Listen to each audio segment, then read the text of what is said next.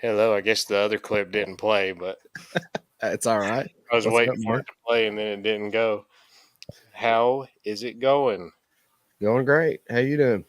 This is doing all right. This is literally the first time basically we got to say actually hi to each other because I was almost late again.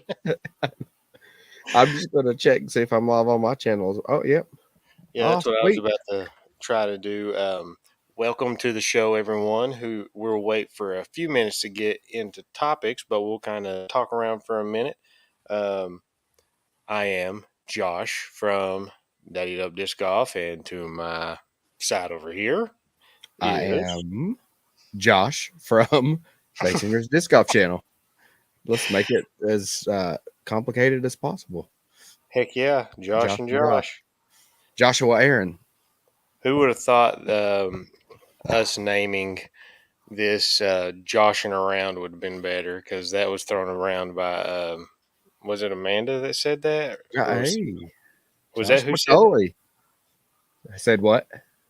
Was it Amanda that said that originally that we should have named it just joshing around I think it was. Was that you that said name it just Joshing around? or just joshing or She goes. No, a very confident yes. I'm very confident. So Josh and Josh are live, and Josh is watching in the comment and commenting here. Oh, I see But that. Josh McCulley, what's up, guy? We also have Gru Groove. on Despicable Me. All right. I've never It's seen on it. your So. side too. Is it? Yeah. Heck, I don't got anybody from my channel I don't think watching it. Thank you, viewers and subscribers. I appreciate it. If anybody's on Josh Delp's channel, if you could kindly switch to my channel, that'd be. No, I'm just joking. Well, they ain't. Subscribe to You Josh will Delp. be getting zero watchers right now. Well, have you had anything exciting going on this week? Um, uh, Same kind of stuff as normal. I got to play Kiwanis earlier this week. I played. Me and a buddy Blake played the front nine together and ended up catching up with Adam and Jake from Hitting Chains. I know you know Oh, those really? guys. Yeah. Yeah. So I saw them. We were on two, teeing off on two, and I saw them over teeing off on four, and we eventually caught up to them. So we just kind of joined in with them and finished out and did. I got to play 9 holes with them. So stay tuned. Maybe Adam. I'm pretty sure Adam filmed me a couple times. So maybe have a couple little cameo shots on the Hitting Chains. I want to get out and play with them because I haven't got to play with Pickle in a while either. Pickle wasn't with them, Yeah, was he? same. No, he wasn't this time.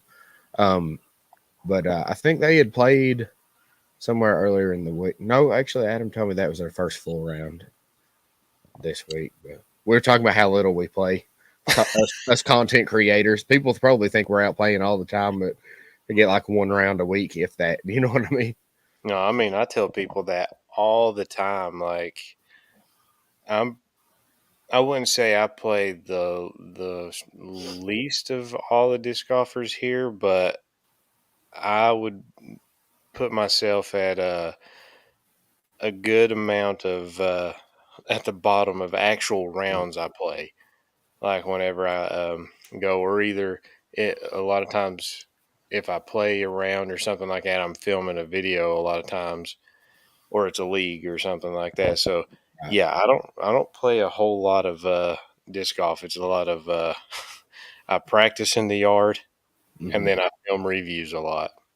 Yeah. I mean that's most of my playing. Like there's dudes that go play 2 or 3 rounds in like 4 days or something like that. I'm like, I don't hardly ever play around actually. Like I get out Yeah. every once in a while and I'm like, hey, I'm here and I get to play some. But yeah, it's I threw interesting. 9 times this weekend. 9 times. I filmed 2 pre-walk H-run challenges and then off camera just 4 shots. So Dang, I'm about to have to give you just the win on the P walk thing because I keep forgetting to film them and post them. You're about to win by default. or the loss because I'm trying every week and missing. I mean, it's whichever way you want to look at it. Um, no, that's I like Kiwanis. I want to get out there and shoot it again. Well, I will be as long as nothing changes for the Tennessee States thing because I am uh, gonna try to play it. I signed up for it, but I just got to make sure I can get out to it because it's on a Thursday, I believe, right? The flex, yeah. Yeah, I think so. Yeah, because it has to be because I Maybe think. you and I can play that round together. Well, that's what I'm hoping. I really would like to do Yeah, that. I see old I'm gonna try and mother's talk to Rick. comment finally. What's up, mother? Played Did zero Simon golf. win? Listen, I don't know, I've, but I've yeah. I'm sorry. oh, you're good. I'm not sure if he won, but I was seeing he was in the lead Mm, here. It was probably like an hour ago or so. He had like one hole left, but like Gannon and them had like three or four left. So I don't know. I haven't checked that much yet, but at least Mother's here to yeah. watch and chat. He wasn't in last time, so um, Mm-mm. we've got a few people. So I think we could probably just make sure we get in through some topics and talking and stuff. This one's just gonna be shooting it and trying to talk about some random stuff. That's how we do it here, and just hucking around. Not a huge strict structure on my channel here. I just like talking and having a good time. Right. Uh, I don't, do you hear a little bit of a high pitch thing on my side? Not Let me. really. Oh, okay. Maybe it's just Sounds my This headphones. sounds clean to me. Like everything sounds great to me. Okay, maybe it's just my headphones. Then that's fine. I can deal with the high pitched brain scramblers. Nobody, most of the viewers, I guess, ain't getting it. I should be No. like, no, no, I don't hear anything. Hey, did y'all do any bird uh, watching today at all? No, No. no. I watched more birds than you did today. Well, I mean, we saw some, but I saw a red-tailed hawk flying over tonight today, and some blue jays, starlings, robins. Of course, the robins that's attacking our car, but no, we didn't. We didn't get out for any bird watching today. So Well, so you didn't get to watch any of whatever that tournament's called, Music City. Music City. I've not seen the first throw on at all. You I've know, not watched any of it. So it was funny. That tournament I played this past weekend. Whenever I got to play with MJ, he mhm. was talking because they were giving out two spots for Music City Open Oh, from this tournament, the River Valley Masters. And I was like, hey, that'd be cool if I played good enough. I knew I probably wouldn't have been able to, even if I did place to play it. But he was like, I have no desire in playing that. he's a wooded player, man. He's not. Yeah, he's on the. He was talking about. He's like, it's just after a while on tour, it gets a little boring because all the long courses. It's just throw along and throw along again and then putt. Yeah. It's fun though. Get to play with him. It was definitely an interesting card to get thrown on. Hmm. That was an awesome car, man. Yeah, I had fun with it, even though it was my worst round. I had fun with it. Did you play with Adam one round too at I Harmon? did the last round, yeah. I thought I heard your voice on a video that Adam put up. He put some video up, and I was like, that sounded exactly like Josh Delp. If that wasn't him, he's got a person that looks just like him and a person that sounds just like him. I hear. Yeah, I hear that I'm easy to tell whenever I'm on a disc golf course. It's not hard to hear my voice from across the course. Matt and Kayla and them always say they said we always know when Josh is on the course because we can always hear him from like 3 holes away. I'm like, I'm not yelling. This That's one's just funny. loud. I mean, every Uh, now and then I might give it like a yeah. It happens, but I um, mean, I didn't even yell that loud whenever I got that 2 on 15. I was just like, ah. shoot, I yelled whenever you told me about it. I was like, let's go. It was cool. That jumped me up a bit. I'm I telling bet. you. I am telling you, man. I was drilling putts all weekend. I don't know what. Oh, I figured out what's making that high pitched sound in my ear. It's gone. It was a cord. I moved the cord and it stopped. Must have been interfering with my mic or It's something funny. like that. But yeah, them twoies, man. I was banging putts like crazy. I can't Hmm. stop. I'm not going to be allowed to stop talking about them. I was messaging Keith, and he said something about the Tara Edie, and I was like, yeah, and then I'm going to need 100 magma soft twoies. Oh my I was like, because I gosh. can't get any more. I Yeah, need. what do you say about them? Like, are they Oh, making he any just, more? he just gave me a thumbs up. I'll take 50 of those. Thanks. Yeah, I was just Appreciate like, I'm gonna need 100 of those because the putt was good. it. No, I'm enjoying them. They're pretty. They've been working for me so far, so I've been enjoying them. But no, I did watch some of Music City, just a couple rounds, and I actually was watching the college disc golf. Mm. What is it? College disc golf national championships or something like that. They were having them at North Cove, and there's supposed to be a. Is it a silver series at North Cove or something coming up here? I can't remember. I I don't know. don't. They've got it all marked up and stuff though. Hey, Stelly, hi. He's on No. your channel See that. too. My guy. Hey, he did comment on one of my videos and said that I was his favorite Oh yeah. lefty golfer. Well, I'm gonna send him a harpoon and a penny putter. And they'll hate you forever. So I know because I was supposed to be sending him another disc. So you are getting a harpoon. You're welcome. there's a No, used harpoon at Halo right now if you want to come grab that. you can send it to Stelly. I don't want him to He'll hate pay me. you. He'll pay you. No, that college disc golf stuff is pretty fun to watch, but it looked brutal for them out there on the gorge. I felt for them from cross states whenever me and Matt played out there blind. Yeah, they like I think they said like 1,000 rated came in at like +3 that day. Oh my gosh.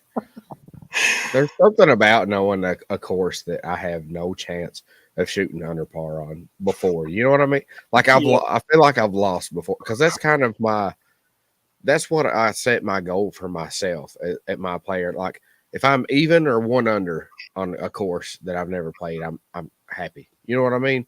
I mean Ju- that's me. I'm always wanting to shoot under no matter what. Like if I go yeah. under, like I don't, it doesn't matter what it is. I just want to shoot under. Hmm.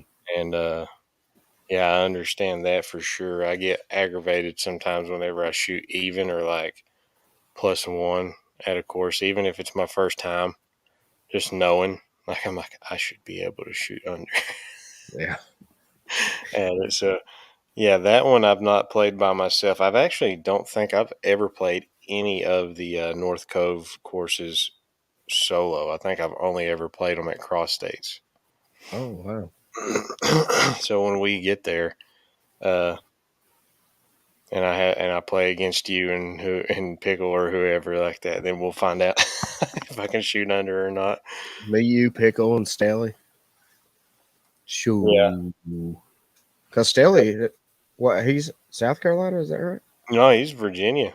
Oh, Virginia. Oh, that's right. He's That's right. just like way farther away from me than anybody's in like North Carolina or whatever. Yeah. I think he's probably like 8 hours away Hmm. or something like that. So it takes forever to get to where he's at. Pretty That's sure it's like that's like what I was talking about with people at the shop earlier this week. Like going into Music City Open, people are going to expect Chris to win. They're going to expect Macy to win because they're Tennessee people. Expect Zach to play good, but people don't realize how long Tennessee is. Like, oh yeah. yes, they live in Tennessee, but like I right now, where I live is like 4 hours away from Nashville. Yeah. Like, so you know what I mean? So it's like Chris can literally be in Kentucky, Virginia, and North Carolina, and probably Georgia before he could be in Nashville. You know what I mean? Like, Actually, he did say he was in North Carolina, but he's from Virginia, so I had that. That's what I had me mixed up was. Blah, blah, blah, blah. I that's can't. why he's on my channel. That's why he's on your channel. That's exactly right. Well, mother's from Virginia and is in Virginia, so I Oh, do.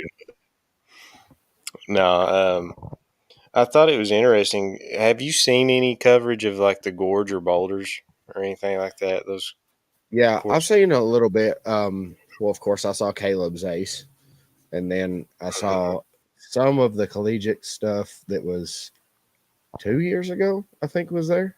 Is that right? That would have been, I think, the year they started using the North Cove for collegiate. I think they've been using it for the past 2 years. Oh, okay. I think so. I think this is either the third or the second year that they've used it because Mm. they made some changes this year to it, and I was like, "Whoa, okay, didn't remember that." Mm. They've added a lot of OB. It's kind of USDGC ish the way a lot of it is with like marked OB and stuff. Yeah, What do you that's think about unfortunate. That's unfortunate. I mean, I don't know. Okay, like I'm okay with it at like USCGC and these like big titles like that? that. You know what I mean? I don't like it at Emporia just because it's so windy there always. You know what I mean? It's like in the wind. I know because I just played Cherokee in like 25-mile-an-hour winds last weekend. Like it's hard enough to play in the wind, let alone putting OB lines up everywhere. You know what I mean? Yeah, it's pretty tough. I don't know. Like I still want to go play USDGC because I've never played it. I know it's not going to have the lines in it or nothing, but I want to play it just to see how it plays.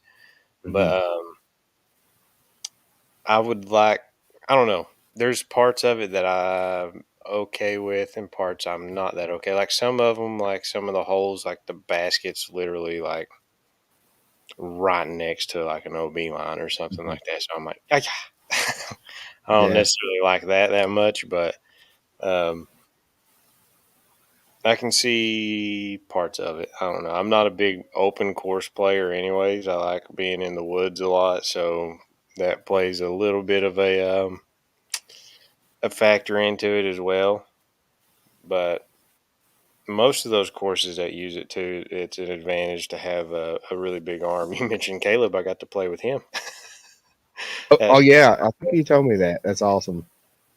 yeah, it was. He's always fun to play with. I made that putt that day, and he was like, "That was the slowest 30-foot putt I've ever seen." It's so funny. I mean, I thought I was going to blow away. I didn't know if I could release the disc. Like it was a headwind, just like putt down a little bit down because you've played Sugar Hollow enough. Mhm. That hole one, I was up on the right side, like got right up behind the basket, and I was like 30 deep, and I was just looking down. I was like, and it's just I had to hold my hat to keep my hat from blowing off, and I You just started counting. Yeah, I started counting. I was sitting there lined up behind my desk, and I started going out loud. I was going, well, one, two, three, and I stood there for a little bit, and then I just finally, I was just like, just let go of it, and it just floated for about what seemed like 10 minutes in the air, and just fell in. And he was just like, oh my gosh. I was like, I don't know. It went in. I'm not questioning it, but yeah, he was fun to play with. yeah, he's a good guy, man. I played the Halo course with him a couple of times, and Is he Morristown Mhm. ish? yeah, Okay. he's more so. Well, I mean, it might be like Whitesburg or something, but I'm pretty sure he's in Hamlin County. Oh, okay.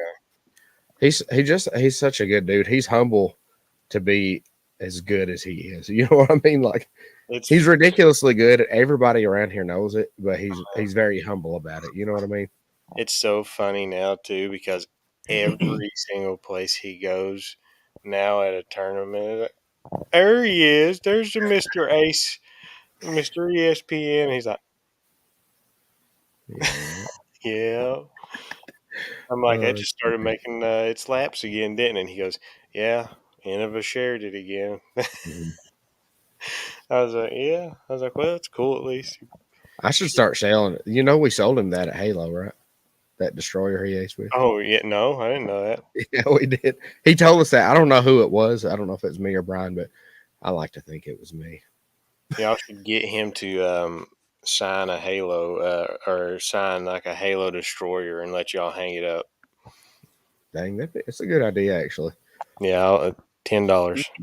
I'll I take thought 10. about seeing if he wanted to do a video together. You know what I mean? Something. I don't He'd know be what, fun. but I really want to get Macy and Jamie.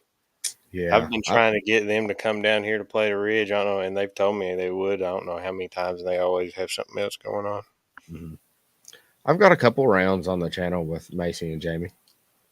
I haven't. I've got to play with both of them. It's one of them. I had like a really cool. I'm trying to remember. Do you know Davis at all? Um, I know him online. I've talked to him online several times, but I've never like met him actually in person. So, he's with Hannah that plays the Manus or something like that. She played a lot in that area as well, like Knoxville and Morristown. And I've told you, I think before.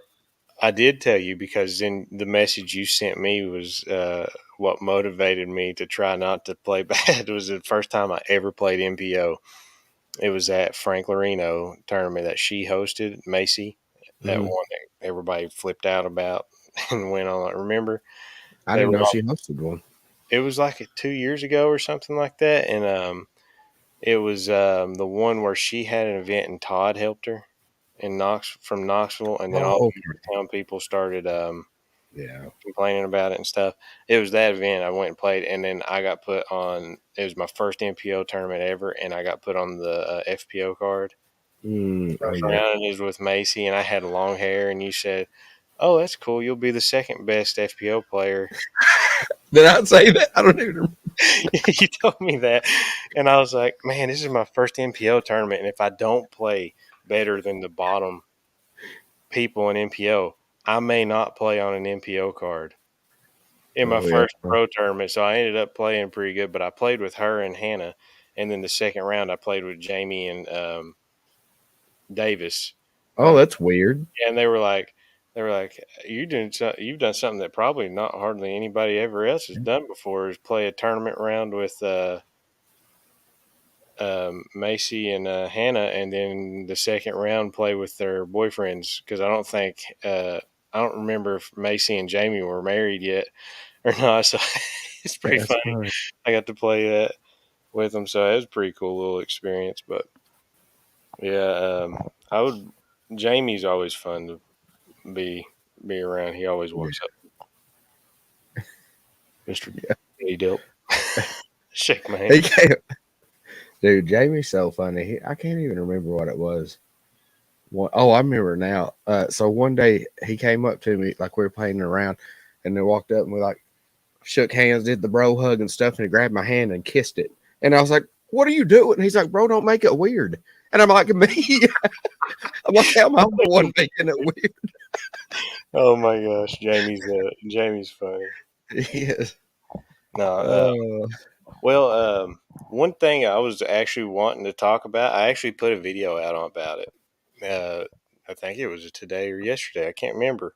So, I wanted to talk about mold minimalization in disc mm, golf, and okay.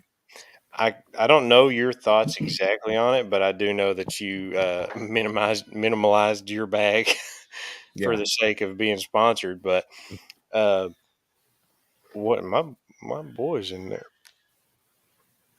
he in there freaking out. I hear him. You do? I was gonna He say said, he said, you better not minimize your dad bag. Your bad. I can't even talk. Minimize your dad. your bag, Dad. Yeah.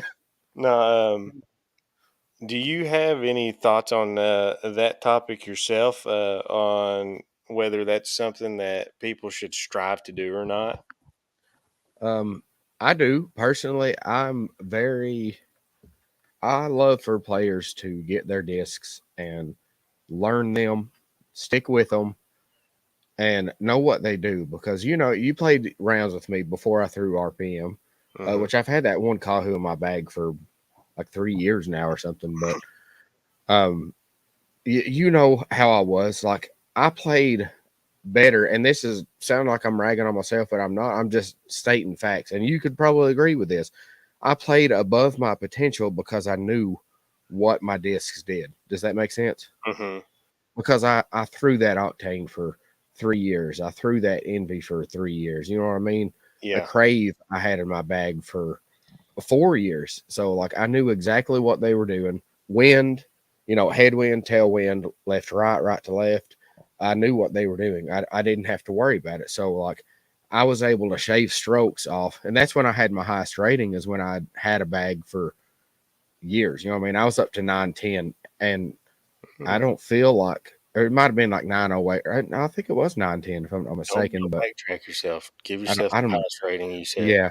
It was like 1108 10. was my rating, something like that. I can't remember. It's close to that. But you know what I mean? Like I feel like and I do that now with like RPM. Like say something happened and I wasn't on RPM's team next year or something like that. I'm still going to keep some of those discs that I'm extremely comfortable with. You know what I mean?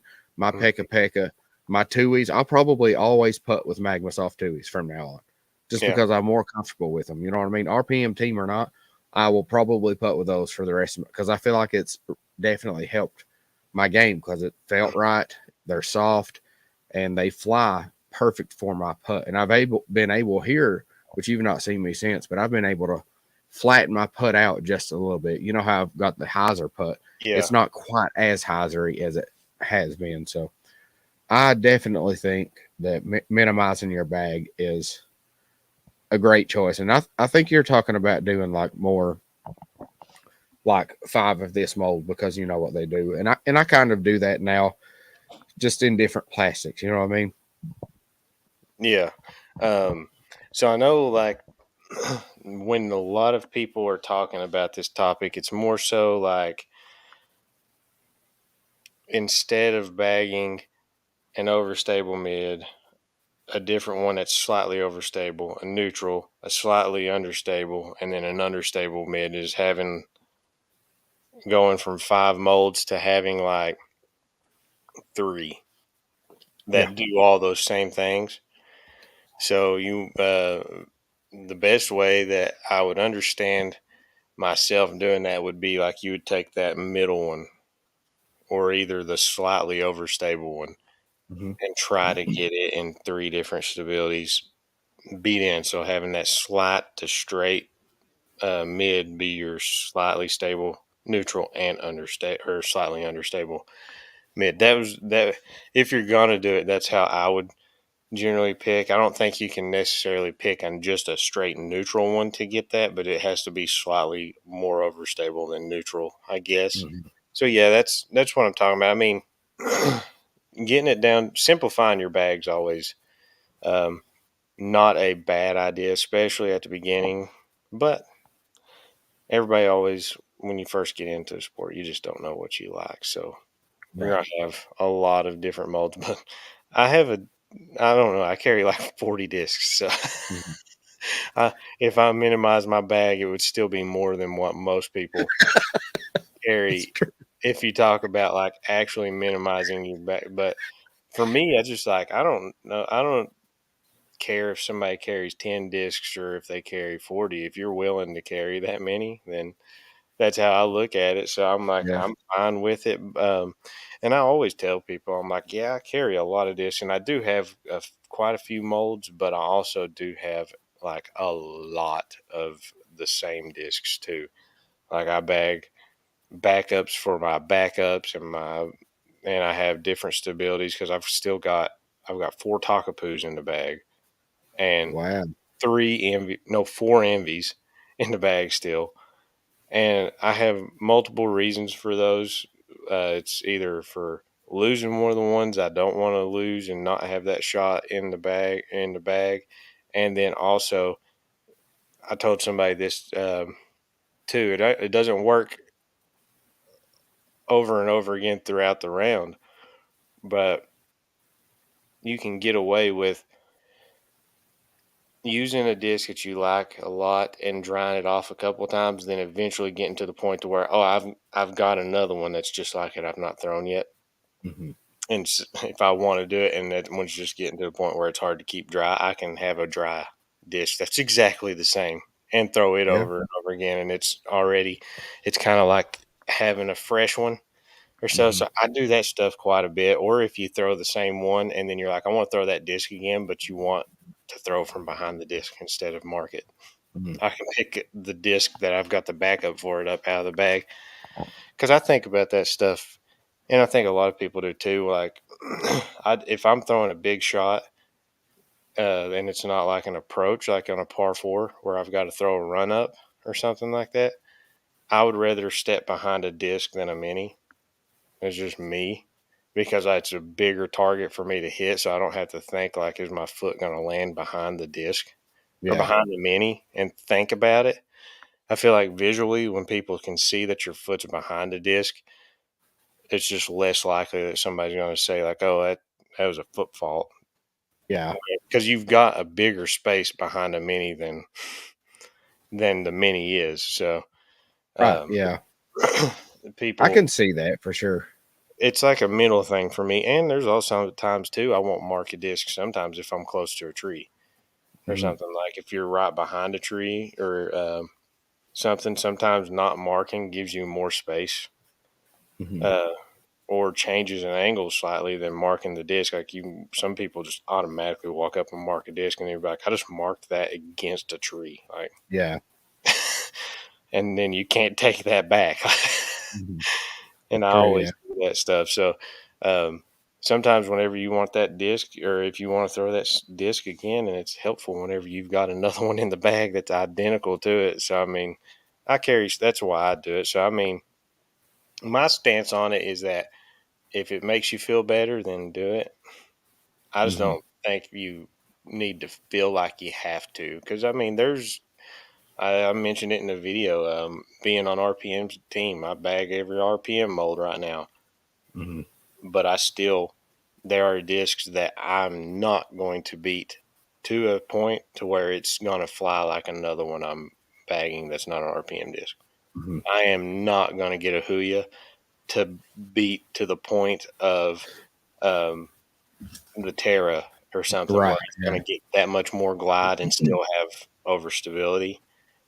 And I'm not going to beat a Kiwi that I've ever felt or thrown to the point to where it's going to be like a Terra or an Omen or A something fire, like. even a Firebird for that matter. Honestly, Yeah, and that's basically you what know. I throw an Omen for is like a Firebird. And I mean, Hmm. if I did ever get a Kiwi to that point, it'd either be a base plastic one or it would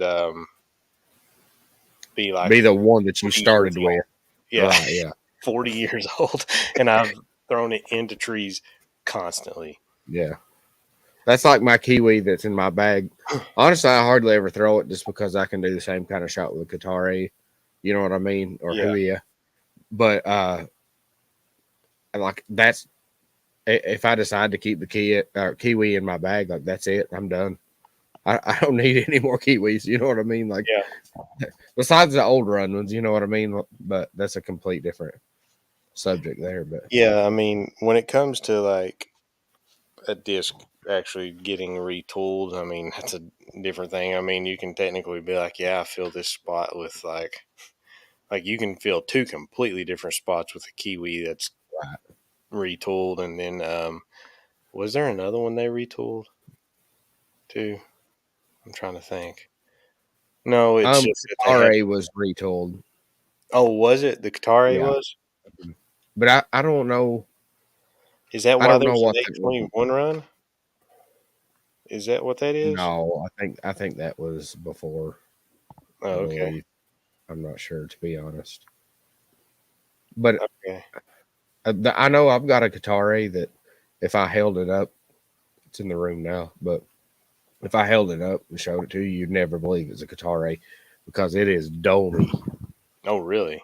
Yeah, Yeah, very domey. I'll send you a picture after the podcast tonight. But I've not ever had a Qatari that's got any dome to it whatsoever. Which I mean, that's why I like them for forehands now. I mean, I've thrown a Qatari a lot here. Which funny, I've thrown a Kiwi quite a few times here in tournaments, which I never was really thinking that I would be pulling them out that much. But that one is such a utility disc that I've been in spots where I've thrown it.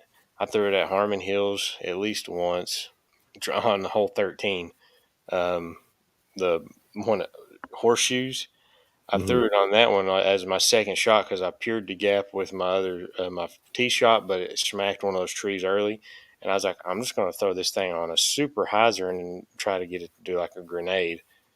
And I threw it super high up over the top of the trees, and I just clipped a branch, and I fell down like 50 feet short of the basket or something. But I was like, if it hadn't clipped that branch, I'd have probably been spiking almost in the basket. So I mean, Wow. it's a great utility disc, and then I've thrown it on like knife forehands to get that like quick Mm-hmm. flex stuff. So I've thrown it on that or skip shots. I throw it for skip shots a lot, Mm-hmm.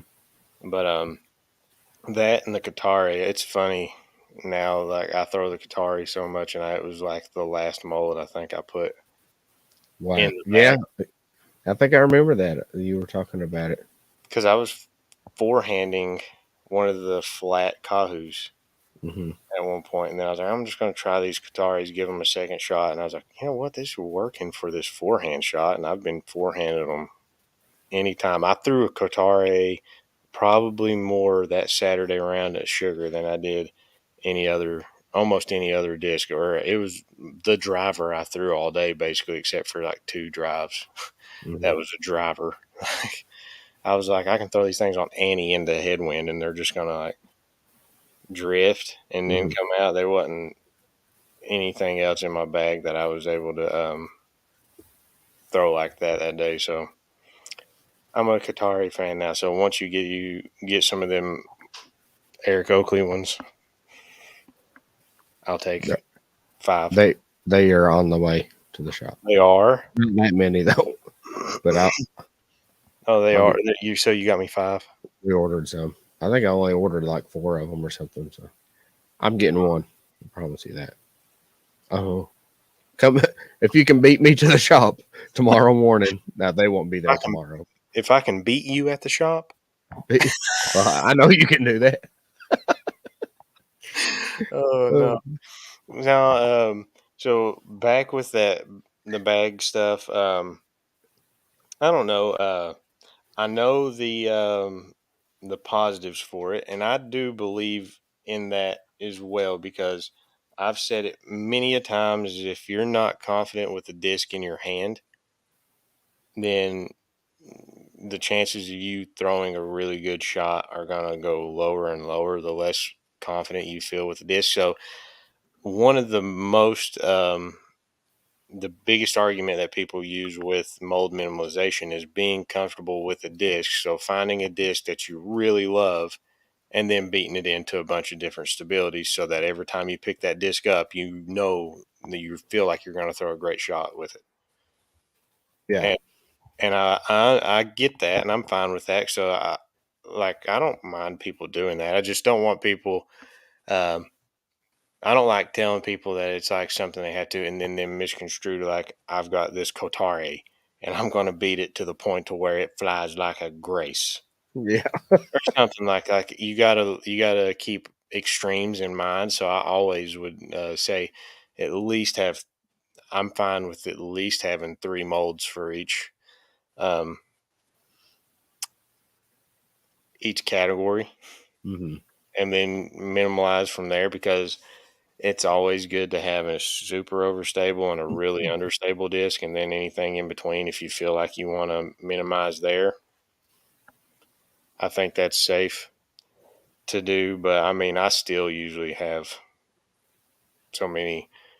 I don't know. I've just got a bunch that I can throw, and I'm confident in them. So I mean, the mid ranges, like I was saying, I have a reactor and a hex in the bag, and the reason I had them in the bag was that to me they feel almost identical in Hmm. hand.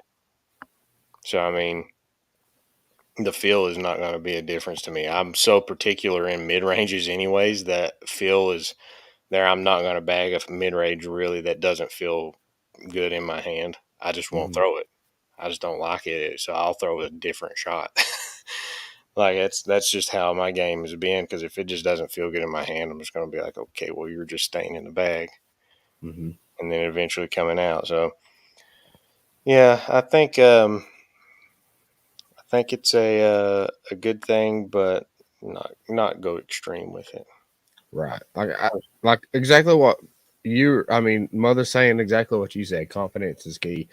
And Mm, the way to build confidence is keeping the disc in your bag for quite some time. You know what I mean? Like, now I will say, while I've bagged some of those discs that like I said, I've had that Kahoo in my bag for 3 years now. It's because I got it before I was on Team RPM. You know, I've had it in there for a while, but uh, the little, as small as of amount of rounds that I play in a year, some of these people that are out here playing 3, 4 times a day, they might, that might be 2 years in the bag for mhm. them if they play half a year. You know what I mean? Like Yeah. 2 years of my rounds is what I'm saying. Like so confidence can be built that way. But I see so many times at Halo, and sometimes I'm like it's good for business, but sometimes I hate it because like really good players will come in and trade stuff that they just bought, and I'm Yeah. like, you don't know that yet. You know what I mean? Like it's not even beat in. It's still they bring it in, and it's almost it's hit 2, 3 trees, and Hmm. that disc is not even beat in yet. You know what I mean? Yeah. And it's great for other players because now they're going to buy it for a discounted price, 10, 12 bucks for practically a brand new disc. I've And done you that a few right, times. yeah, you did that with that Pekka Pekka up there. I did it with at least one or two Pekka Pekkas. I did it with that Yeah. Kotare. I mean, that thing had been thrown. But I mean, Hmm. those two Kahoos that I just got, um, I don't even throw a Kahoo that much really right now, unless it's a XG. Hmm.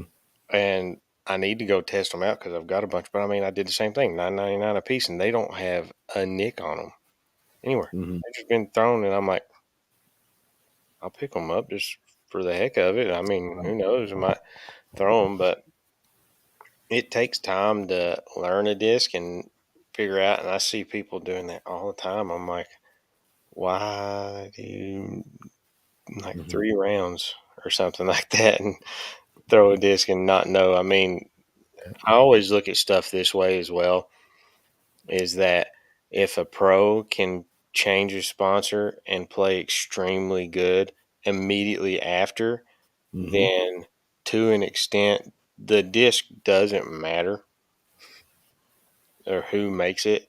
If they want to throw with the cheapest company in the world, and there's good examples of that right now. I mean, there's plenty of players sponsored by a lot of lower level teams right now that are still competing and shooting well.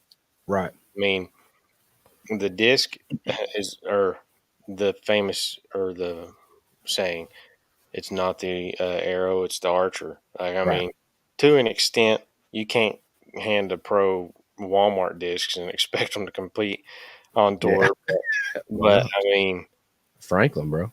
Franklin, I mean, Yeah. sponsor.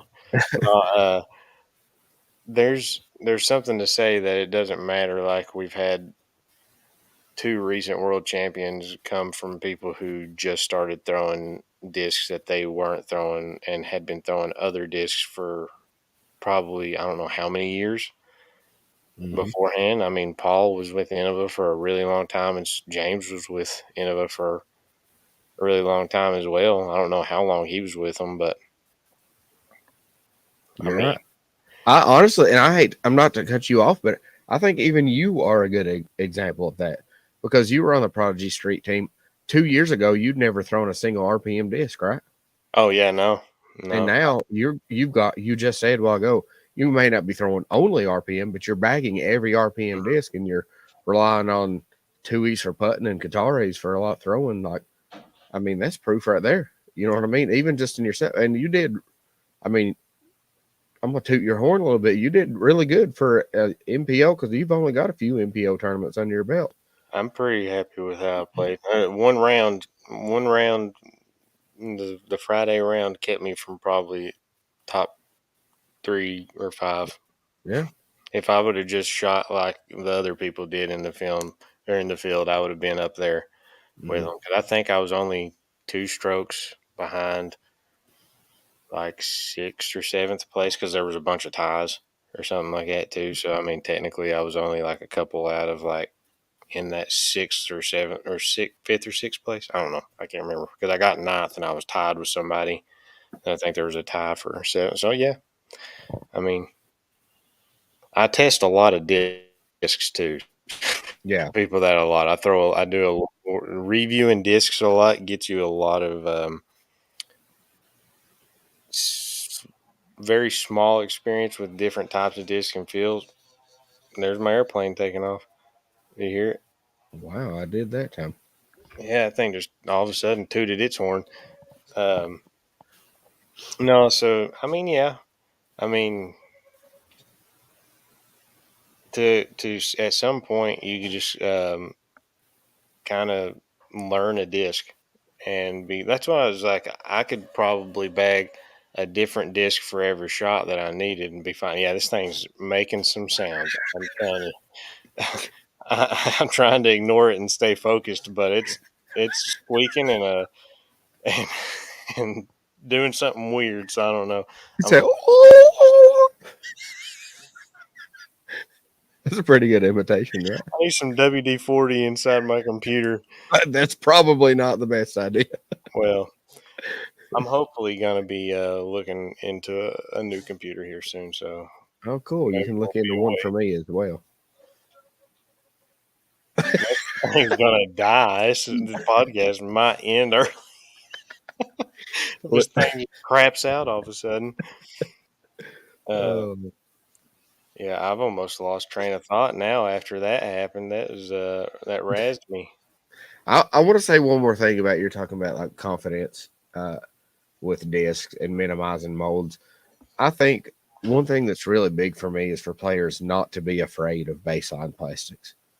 Oh Like, yeah, like in, I mean, not, no, I'm not saying go out and get you a DX destroyer. You know what I mean? But I'm saying like mid ranges and putters. Like I bag three for as my in my mid range section.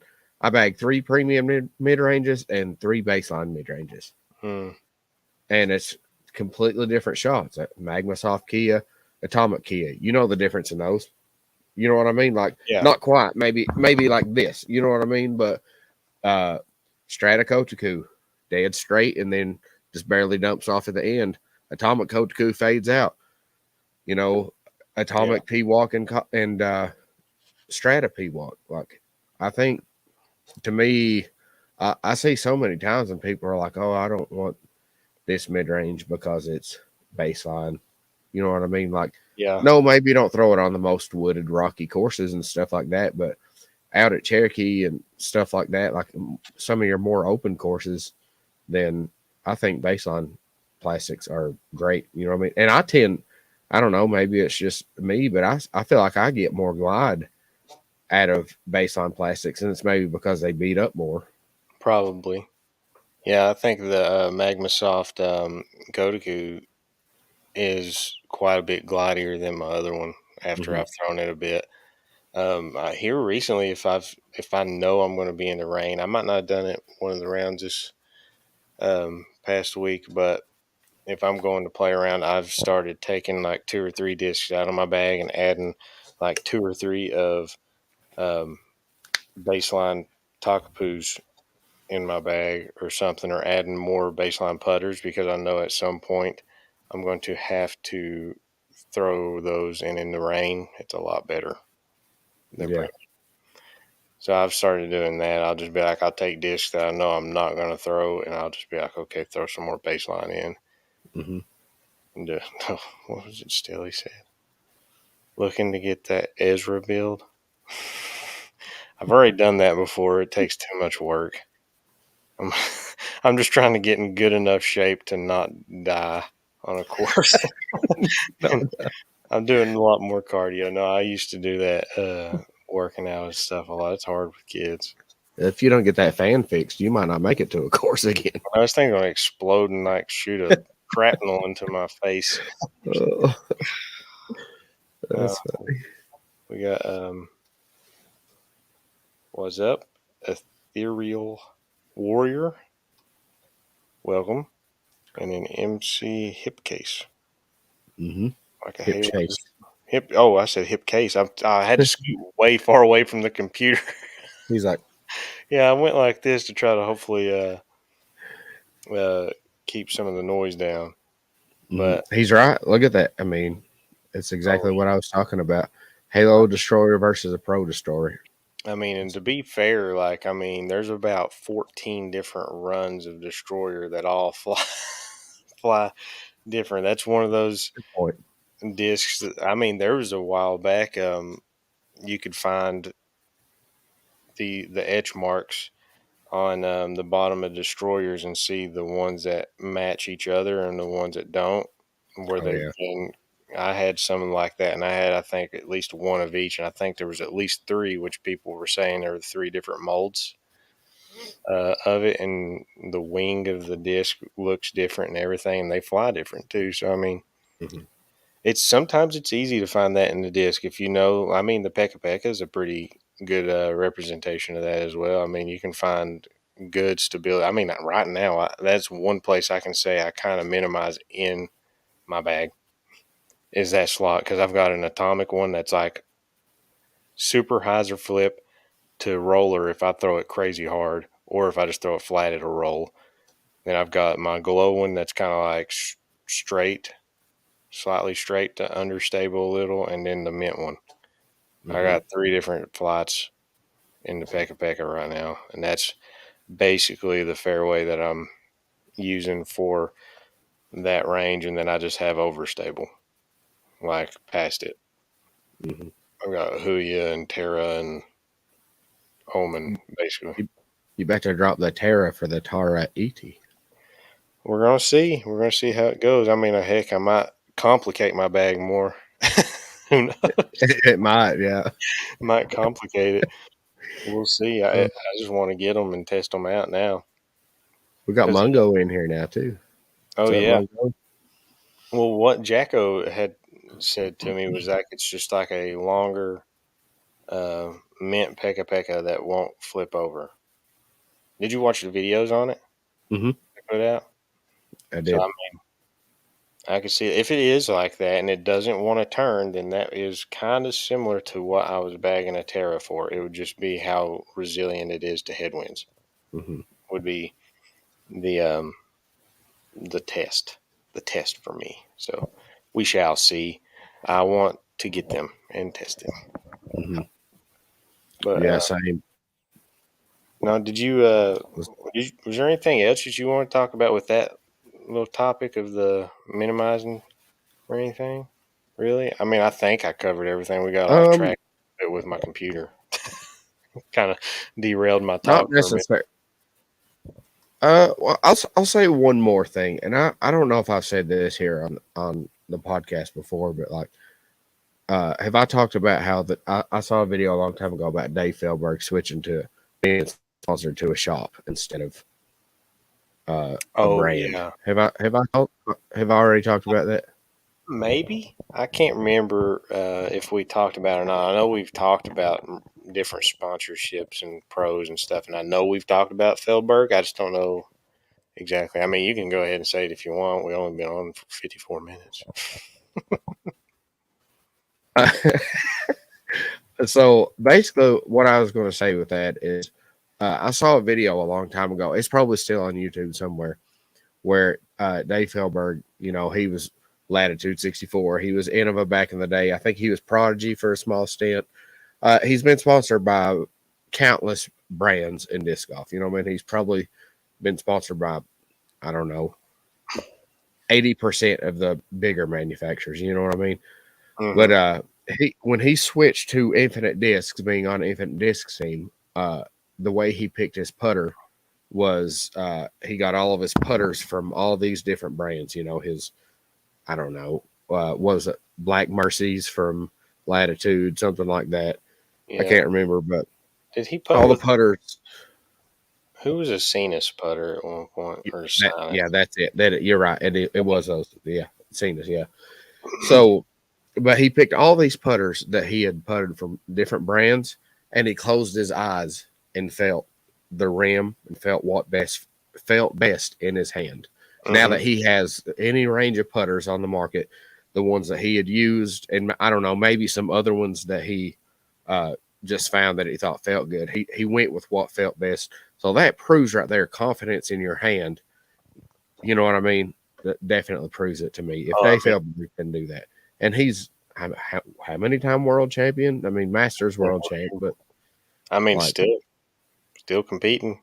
right, exactly. So No, I that mean, for some reason that stuck out in my head, and I've told so many people that going into Halo when they're like, "What's a good putter?" And I'm like, "Yes." You know what I mean? yes, They're all good. It's what feels good for you. You know what I mean? Like, yeah. It's all what your preference is too, because I mean, a putter. I've always said like you need something that feels good in hand. I've always said that. I if I don't have a putter that feels good in my hand, I'm going to be thinking about what it feels like more than I am yeah, the putt that I'm about to try to make. So I don't want to be thinking about that. And then you also got to take into consideration how you putt, kind of. To hmm me, it's either you got to take that into consideration or be at a level enough to where you can adjust how you putt to fit that putter. right. Minimizing what you're thinking Hmm. stepping up to the putt. You know what I mean? Because One I thing mean, that I do with that, and it sounds crazy, this may be dumb what I do, but sometimes if I'm in the circle and I walk up to it depends on the round. Sometimes I do just mark it, but sometimes I'll step up to the putt and look at it and I'll intentionally not mark it because I feel like it's playing a mental game where if I mark it, then I'm scared of that putt and trying to get closer to it. I know it sounds silly, but it's like for me, sometimes it works out, sometimes it doesn't. You know what I mean? But I feel like it helps me with my confidence. If I don't mark it, then I'm like, I'm not scared of this putt. Does that make sense?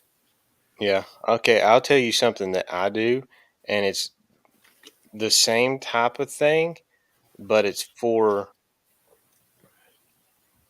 I don't know. It'll probably make more sense if I just explain it. So if I'm playing casually instead of it being really around, like if I'm playing with people, and it's not for anything, it's not a league round or something like that, and we're just playing, I won't mark unless Mm-hmm. it's just what I just putted with. I won't mark, and I putt, and I go. I'm practicing a slightly longer putt now. So whenever I'm in a tournament situation and I walk up to that same distance, I can mark it and be like, "Oh, this is a shorter putt." Mm-hmm. Than what I normally was because I marked it. So I'll not mark when I'm practicing so that whenever I mark, I have that mental thing and be like, I made one from here the other day and it was shorter, and this is shorter because I marked it Right. or something. So I'll be like, Similar. Yeah.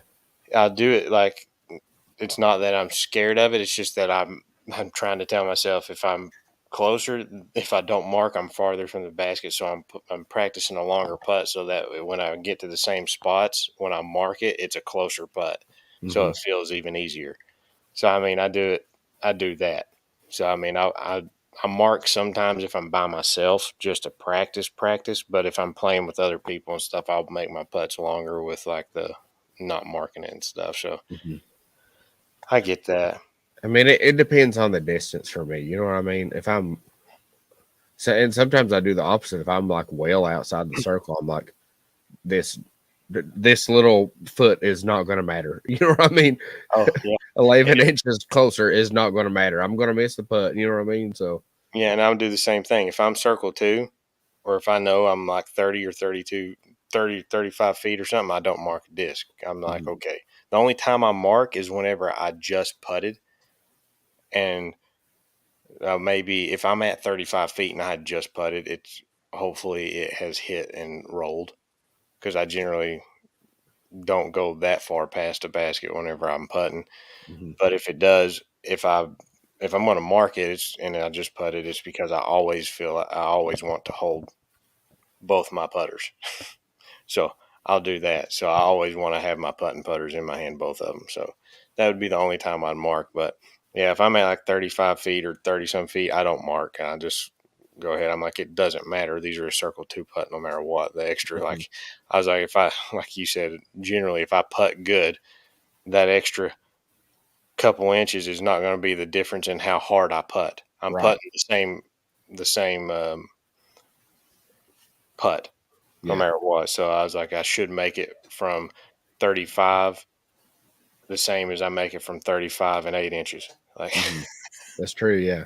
so that's how I look at the circle 2 ones and stuff. So yeah, I mean, there's something to that. I think the putter feeling the most comfortable it can in your hand, and then like I said, there's some putters like I just wouldn't ever putt with because Hmm. they don't feel good in my hand, and then they don't have glide. And putt, I would have a putter that has decent glide than one that doesn't. Hmm. But that's what you gotta keep in mind because I'm a spin putter generally, so a push putter is probably gonna want a different disc than what I'm gonna want. Like ideally, not every Yeah. time. Some people push putt and spin putt with the exact same discs. It happens all the time, but Hmm. it just depends on like Ricky's going to putt. He putts way different than I do, and a lot of people. So I'm not Yeah. saying to try to emulate uh, any people, but yeah, I'm with you on that. It's all about mostly not all, but it's you need to have every disc you can possibly get that feels good in hand Hmm. to be confident because that confidence is key and that's the biggest thing we can take away from that stuff is that almost every pro has or has at least had a bad putting day Hmm. and putted like trash, but the day before and the day after they're the best putters in the world. Right. It's not technique only gets you so far if you can't get out of your head. Hmm. You can you can do good all you want, but if you start having the negative thoughts and are not concentrating on your putt, then that's I think that's way more important than having not thinking about the disc that's in your hand is going to be what helps you on that, in my opinion. Yeah. If you're not thinking about anything else but the putt in front of you or the throw that's in front of you, that's it. If you're sitting there thinking about, man, this feels weird in my hand right now, or I can't grab this disc right here, the rim feels funny or something like that, then you've lost a little bit of the battle already. Hmm. I You, 100% agree. but so that was the last kind of thing you had on that Yeah. you were I going to mean, it mention. really was. I will say that I had uh, while I went on that spiel about sometimes I don't mark it because I feel like I'm afraid of it. There is a YouTube short on my channel where I said that in a round with me, Pickle, and Jacob Standridge, I think, or Dylan. I think it's Dylan, and where I was like, I'm not going to mark this because if I feel like I mark it, then I feel like I'm afraid of it. And I putted and I hit barely low on the cage. And somebody commented, they're like, but if you marked it, you actually would have made the putt. And I was like, I got nothing, guy. You're right. You're Touche, correct. touche, salesman. Yeah. I You mean, got it's true in that particular case, but I don't know. I just feel like it just helps with the mental side of the putting, you know? hey, if it helps you on the mental side, then I think it's a good. It's not wrong. I think if it Hmm. helps your mental game, then it's not bad. Some people have weird things they do, um, and then some people it's just like, hey, let's just go play disc golf. True. And they don't think about it, but I've played with both. I've played with extremely weird people. You don't got to call me out live on the podcast, Yeah, yeah. I played with this one guy one time that every time he got mad, gosh, I had a message come through or something on here, and it was super loud on my headphones. Um, this one person, every time something bad happened or something, he would do push ups. Oh, Yeah, and it was in a tournament too. I was like, yeah, that's kind of he'd be talking to himself, and I look over and he's doing push ups. I was like, okay. "Where's the drill sergeant? Uh, Did he just tell you to drop?" No, I had something I thought would be cool to think about and talk about. Maybe was Out of the tournaments that we've seen this year, which one would you most want to play or go on your list that you want to play? I'm gonna say LBC. Oh, you actually want to play the long boy. I not no not I don't remember which one it is, but the one that's got like a couple water shots, and it's got the three islands. Oh, the one that has like the islands with the drop zones. Right. Yeah, It they're just like it that. seems fun to me. I love fun courses. You know what I mean? Like I like to go play around and be like, that was a fun course. That's my main thing about disc golf. Play if I play good or bad, I'm like, it's fun, you know, like Hey, in the comments, um, leave a course that you would like to see me and Baysinger go to, and keep in mind we're in Tennessee and Virginia, so keep it maybe like Tennessee, Virginia, North Carolina, or talking something. about If like you know courses La there, Mirada yeah. No, if you want to see that, it's just never gonna happen. I'm sorry, unless somebody photoshops it, that's just never gonna happen. Photoshop it. But Just go watch Gavin Babcock's round out in California and then that could you work. Yeah, got the same. yeah, Yeah. and then Basinger can go and play and Photoshop himself on the same holes and stuff with it. No, so you would want to play LVC. I can't remember. Is that the end of what they called the factory course at one point, or was it? I don't know. There was one that was like Wild Horse, and one was Innova. Then they had uh, what Infinite Discourse, Millennium. I don't know. I don't remember, but I just think that that one's so it looks fun to me. You know what I mean? Yeah, I just think it looks fun. I know I don't have the arm for a lot of those holes, but just and I'm not even that big of a. Of course, I like when I can.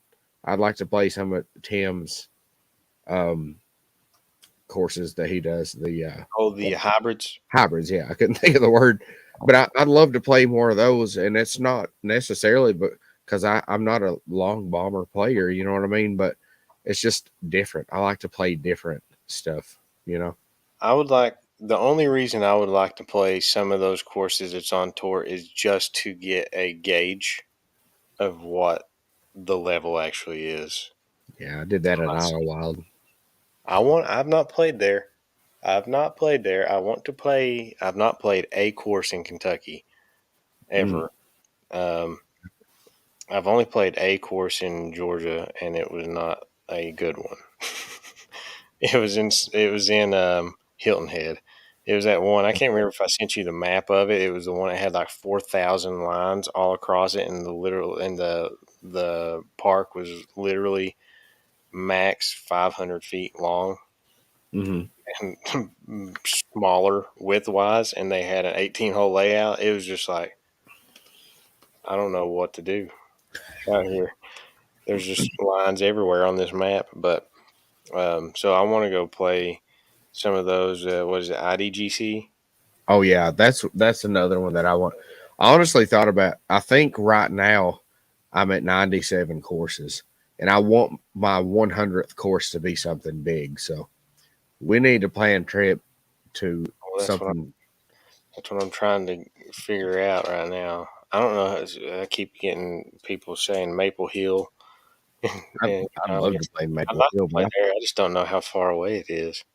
that's what Minnesota. Is that right?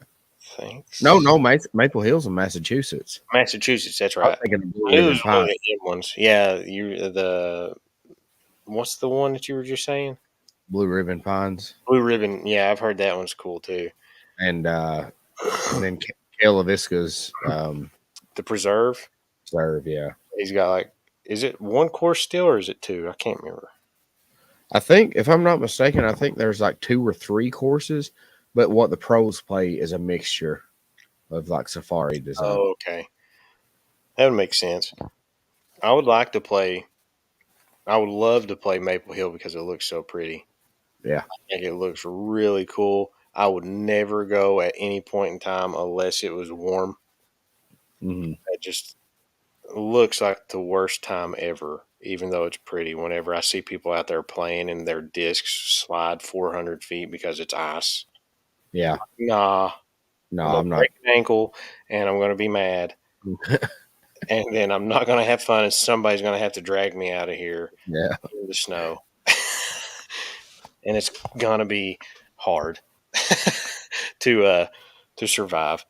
But if it's warm, I would like to, because that guy that I talked to about his camera setup a while back, the Noah guy from Daily Disc Golf. He's got a pretty good sized channel. I haven't seen anything in a while, but he plays. I think he's from up there, and he's always like they're always out there throwing, and it's like there's snow year round, almost what it looks like half the time. Half his yeah. videos are in snow. I'm like, No, thank you. no, but I'm trying to think of what course I actually would want to play. um, that's been on tours so far this year. I'm gonna have to say it's probably gonna have to be one of the Texas courses. I think I would want to play the one that they play for Waco. Is that one called the Beast Hmm. as well? Brazos, Do what? Brazos. The, Brazos, yeah, the mhm. Brazos East or something, or is that what they Yeah, call it? Something like that? yeah, Brazos East, which they call B, like Beast. B East East. Beast. Yeah. Yeah, I would like to play that course because it's got some really cool, unique kind of shots to it.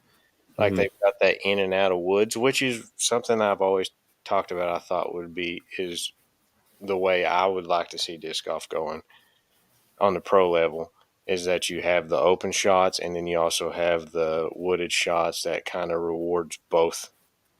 Doesn't necessarily rewards, but it gives the advantage to different groups at Hmm. different times. People who are really good at throwing accuracy, wood shots, you still need distance, but there is some sort of distance. And then on other holes, big bomber boys can go and try to make up strokes on those holes too.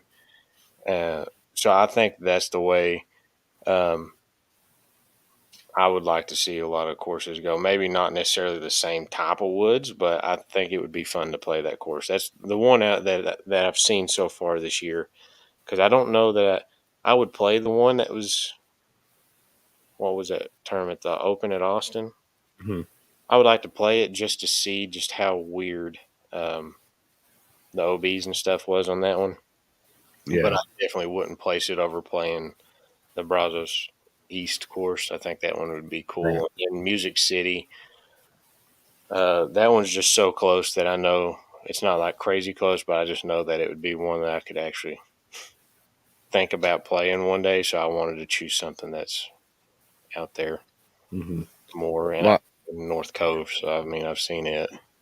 here's my hot take for the night. Like, and I keep in mind I've not watched any of the this year's Music City yet. This is strictly based on last year's and the year before's, but those those courses at Music City just don't appeal to me whatsoever. Yeah, And I'm not saying they're bad courses. It just doesn't. It's not the kind of golf that I like to like. You watch these courses like just like exactly what we're talking about right now. You see these courses. I think the main reason I'm picking that LVC course is because I've seen it for so many years, and it's like that nostalgia. You know what I mean? But you see these courses over and over. That like when I think of those Nashville courses in my head, I'm like, no, like yeah. Seven Oak. I played Seven Oaks in Nashville. We played that with Logan Bowers and had a blast at that course. It was a good mix of open and wooded, and some very wooded stuff. You would love that course, I think, Josh. Like Mm. it would set up really good for your game because you got those long shots and stuff. But I don't know. Was that weird to me? Like those courses don't hit that little bell in my head of like, oh, I've got to go play those. I get that because I can only really I can think of two holes right now off the top of my head from there, but only one of them was one that I was like, that's. I don't even know that I would actually want to play that one for enjoyment. It would just be more curiosity to see what the actual hole plays like. Is the one Hmm. that has the OB on the left and then the tree line OB on the right, and then most pros are playing. They throw like either a hyzer or a flex shot and try to get kind of close to the gap, and then it's like a 400-foot shot to the basket that goes into like a really tight tunnel, and there's like really nasty woods on the right side that has the OB line in it. I don't know what hole it is, but it's at that Music City course. That's the only one that I can really think like would be cool just to see how it plays. Not necessarily the type of hole I want to play, but I want to Hmm. see. But like I can understand that because that course doesn't have like a lot of, I don't know, visual appeal. I don't guess. That's what I'm saying. I mean, exactly what you're saying. It just don't. There's not a lot of holes I remember. The only one I can think of in my head right now is I think they have to hit like a gap, small gap, and then go uphill, and there's like one big, huge tree, and the basket's like under. Mm. And that's Yeah, literally the only hole I can think of, and I can't think of other holes. I don't know. Maybe I just didn't watch enough coverage or something, and I've not re-upped watching it this year yet. You know what I mean? Maybe I watch it this week if I get time and completely change my mind, but it just doesn't feel. I don't know. and I think I mean, coming back to playing with MJ, he was just talking about that. He just, from what it sounded like, he wasn't a big fan of like some of the changes they've made to what is it? Is it Mills or something? Is that the name of the park that course is Mills. at right now? Or I I, don't know. I can't remember what the name of that park is that they're playing at Music City. I'm not Um, sure. it didn't sound like he was a big fan of some of the changes that they've been making to it. Just he liked, I guess, the way it was originally kind of Hmm. designed. Which I mean, coming from somebody that has been playing those courses a lot, him, not me, him playing, like even listening to him talk about Warriors, like he really liked a lot of the old Warriors. And a lot of the players that's been playing for 20, 30 years feel the same. Like they're like, this is weird. I'm Hmm. playing Warriors, but it's not Warriors the way Yeah. that they look at it because they've played 1 through 27 for so long now, and it was even different before then. Hmm. Like whenever Steady Ed helped Ed, with the original design. yeah, whenever he designed it, like hole one was like a not even hole one. It was Hmm. some other hole, and they had a different hole in there. So I mean, it's interesting to see that kind of change in their and I mean the change is happening because a lot of people throw a lot farther now. Hmm. So they're trying to make courses hard by adding distance and also the spectator thing. Hmm. And I understand why I don't like that. That's the reason why courses are being more open. Yeah. I don't I don't know. I don't know that it does that much more to have people there. I don't know. I could be wrong. I don't know that it does that much more for the sport to have people there to sacrifice better holes for longer holes Yeah. I or was. to manufacture harder holes just by having them in an open field with a lot more OB. Like, Mhm. I don't know that that actually does that much more for the sport, in my Yeah. I was actually going to say exactly what Mother just said. Spectator money. I think I think that pays a lot of the purse and stuff like that. Maybe not the purse, but like advertising and stuff like that. You know what I maybe mean? maybe it helps on the advertising side and stuff, but I know a lot of these events too you can go to for free and watch. Like Yeah, a lot of them. I mean, some of them you have to like. I think DDO yet. Do you have to have a spectator pass I because think you it's do on for a golf almost course? all of them. I know Nashville had spectator passes. I feel like I read one somewhere though where it was like come and watch, and it was like you just showed up. I mean, and it was Yeah. free. You didn't have to buy a pass. I don't remember which one it was. I could be wrong, but I feel like I know like the DDO. Like whenever you get those spectator passes, it's like it's a whole thing. Like it's you get a players pack as well. Hmm. So I mean, you're getting advertising and stuff, but you're still having to spend money on those spectators at the same time Yeah. too. They're getting player packs just like the people playing the tournament that are playing the AM divisions and stuff. They're like $100 player packs or something like that. Like, so I don't know. I could be wrong, but I feel like there was a place that you could go. One of the events, I can't remember where it was. I was looking at it, I was like, is that free to just go watch? And I saw it something. It was like, come and see pros or something. I could be wrong though. I don't remember. I'm Man, it blanking could on be just it could be one or two that they do in different places just to try and get more people out there. You know what I mean? because I know Well, some of these pro tour events are in public parks, mhm.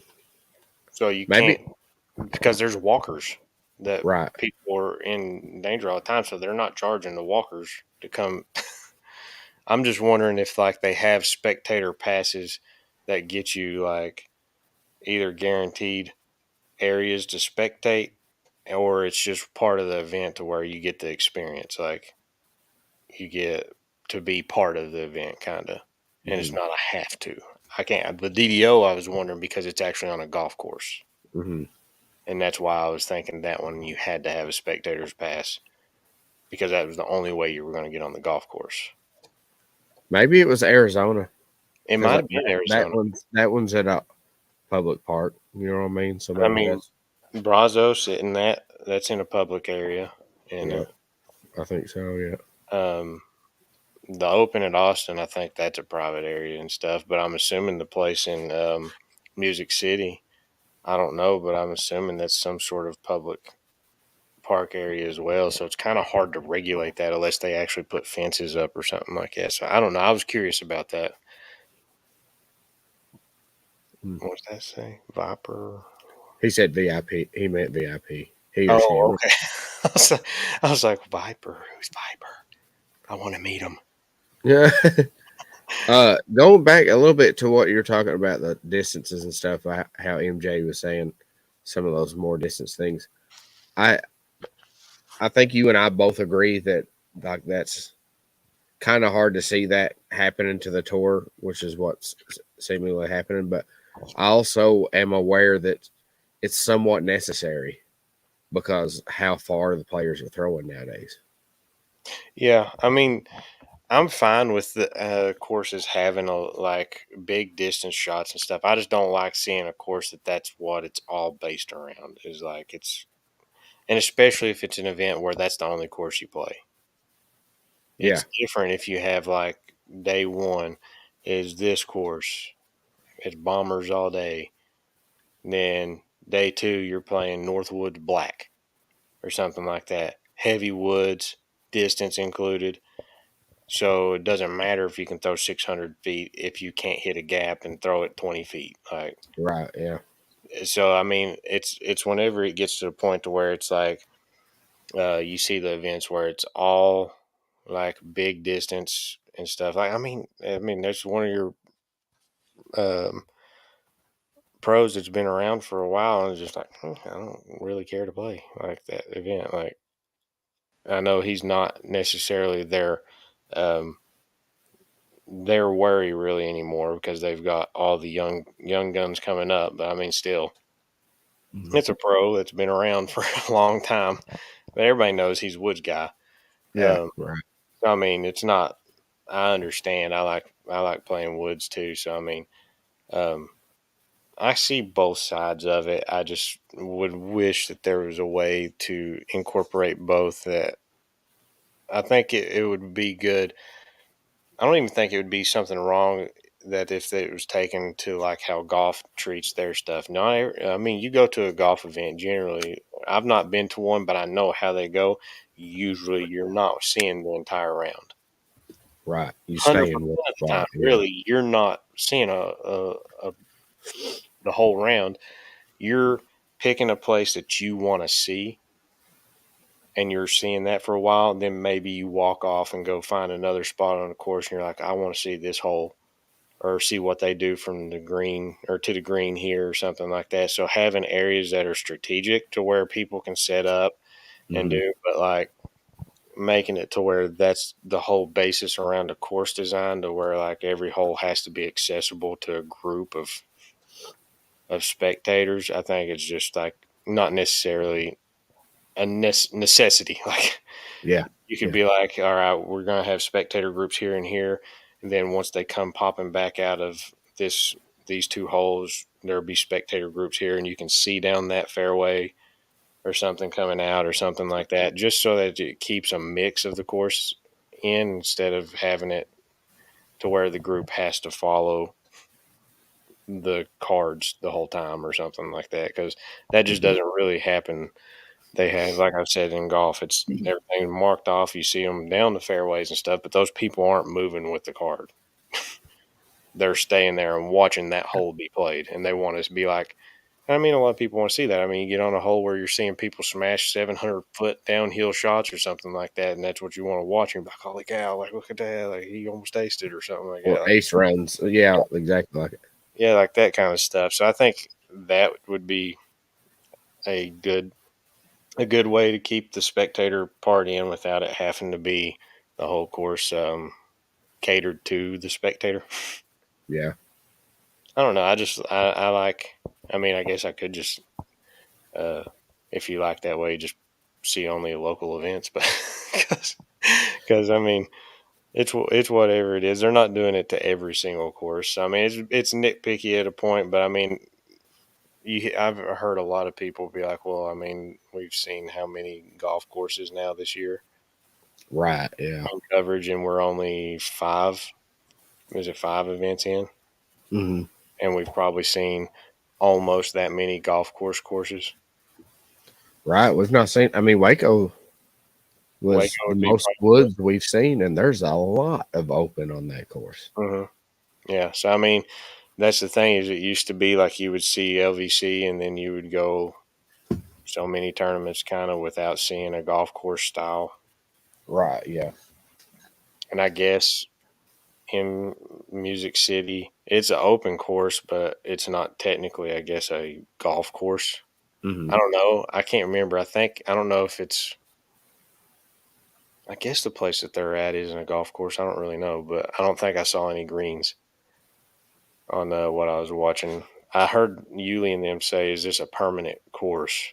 So I don't know if they're at a location where they're putting baskets in or changing a course Mm. to fit the event, which is fine too. But I do know that they had a lot of new like deck like elevated tees and stuff built. So I don't know if that was one of those things that they built for that event or what. So Hmm. yeah, I was just curious on that side of things with the courses because I think we just randomly got onto that topic because we were talking about courses we wanted to play. Yeah. Pretty much. I don't even know how we pulled into that one. I don't Um, know. It was a good discussion, though. I mean, yeah, honestly. it was. I don't know. We've got to figure out when we can actually get a good trip for some content because I want to do some content filming here at some point. I know Stelly was talking about USDGC, which I've never played, so I want to play it. I want to play Mm. their IDGC. I just don't know how far that one is from me. Um, I think for me, we looked up IDGC one time. What was it? 4.5 hours, 5 hours from here. I think 5 hours, I believe, from where I'm at. So you probably take about an hour for Cherokee. So maybe 6 hours for you.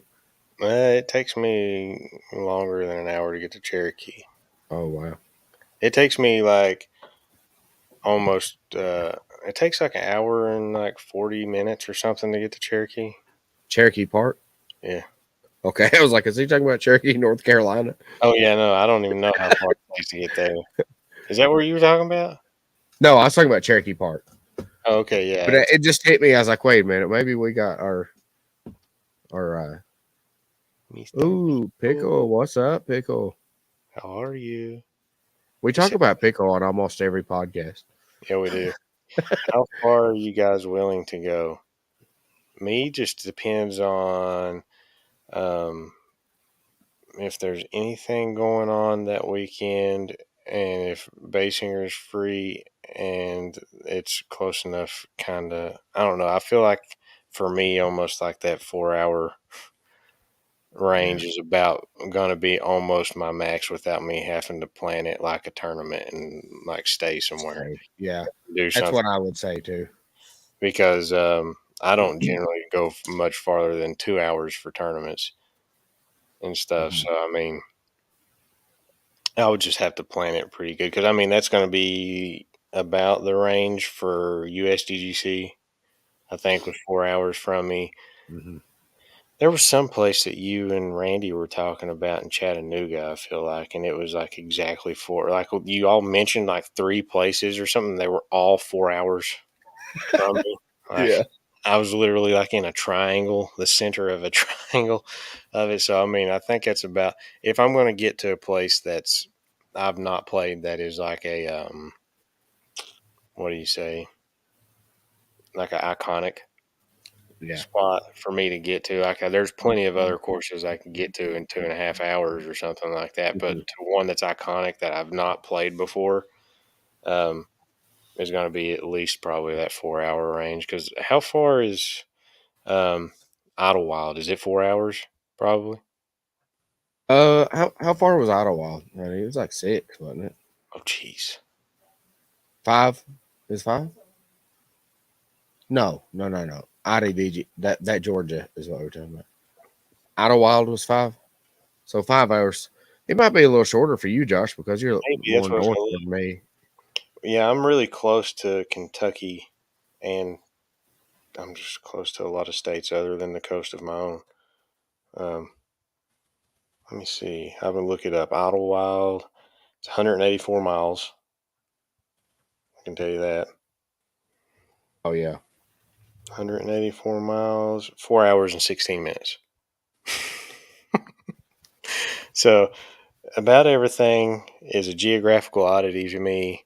From old brother Warth, Crazy. I'm about 4.5 hours or 4 hours 15 minutes from everything. That's weird. Yeah, What are because you I'm in, like the Bermuda Triangle yeah of the Virginia? Estonian Triangle. Estonia Well, USDGC. That's Winthrop. I You guess. got nothing but a fantastic restaurant and 2 disc golf courses. Hey, we got a lot of restaurants now. Do you? We Hey, I do. love that. I don't know. We've only ever ate at that little burger joint. That me, you, and Pickle ate there that one time Oh, when we Dairy went up. Lot. Yeah. Yeah, and then me and There's a you went there lot last time. more in town since you've been, I think. There's a brewery, there's Wow, a coal fire pizza uh, restaurant, there's another restaurant across the street. Everything's like within like half a mile dang, of the course, but there's at least let me see, I can tell you right now, one, two,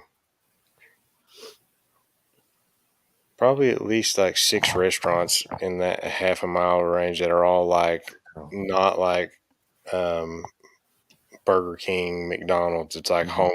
homegrown That's cool. restaurants and stuff now. So you got like, and there's a lot of stuff going on with them. Like I said, one's the brewery, which is another burger joint, and they got some homemade, not homemade, I don't guess home. Like they got their own brew that they do there, and Craft they have brew. other stuff that they keep on tap there, and then uh, two pizza joints and stuff, and another one Mm. that's more like nicer, like steaks and stuff like that. So I mean, there's a lot. I There's a lot. love that kind of stuff, bro. I'm not even joking. I hadn't been able to quit thinking about that ranch. There goes that messenger again, right in my earball. Is here? It's so loud. Uh, yeah, I was looking. Winthrop is 165 miles for me, and it's 4 hours and 2 minutes. So yeah, Oh. I can't remember the other one that was in Chattanooga, but Chattanooga is basically like 4 hours for Was me. it the sinks? Maybe I feel y'all like were. it wouldn't. I don't know. We got to make that happen too, man. Randy's such good people. He's I know. such a I good wanted to dude. play with him. I think he'd be fun. 185 miles for me to get to the sinks, and I Oh, bet you that's 4 hours and 15 minutes. probably. Oh, heck. What the heck? The sinks only would take me hour and a half. Chattanooga's hour and a half. 3.5 Two. hours. She said 2 hours. See, there you go. It says 3.5 hours to me one way, and then 4 hours and 46 minutes the other. I don't know which way it's trying to take me that way, but that's a bad way to go. Add a whole hour and 10 minutes to the trip. Who's gonna pick that? I just want to drive True. more. Hey, Pickle, I got to play 9 holes with Adam and Jake this week. I don't know if they told you or not. Yes, earball, mother, earball. That's your word. That is mine. I was trying to think. Yeah, so we're gonna try to figure that out. I know y'all had some suggestions for us to do some rounds. I thought that'd be fun. Maybe if we can get it planned out, we do need to do that to where you do your 100th course on like whatever cool. I want to do something Course. big, I mean, heck, I can tell you this: if we're driving 4 hours to go somewhere, you're at like what you said, 97, right? I think I'm at 98. I need to add up and see. I don't remember, but I think I'm at 98. So I think I got one more course and then the big dog. Oh, I am 4 hours from Charlotte too. So like Hornets Nest and all those places Mm. too. I've never played. I'm like four I, hours from there. I played Rennie Gold. Oh, I want to play that place. I do want to play there. I've never Found played out I any of them. was not the golfer for Rennie Gold.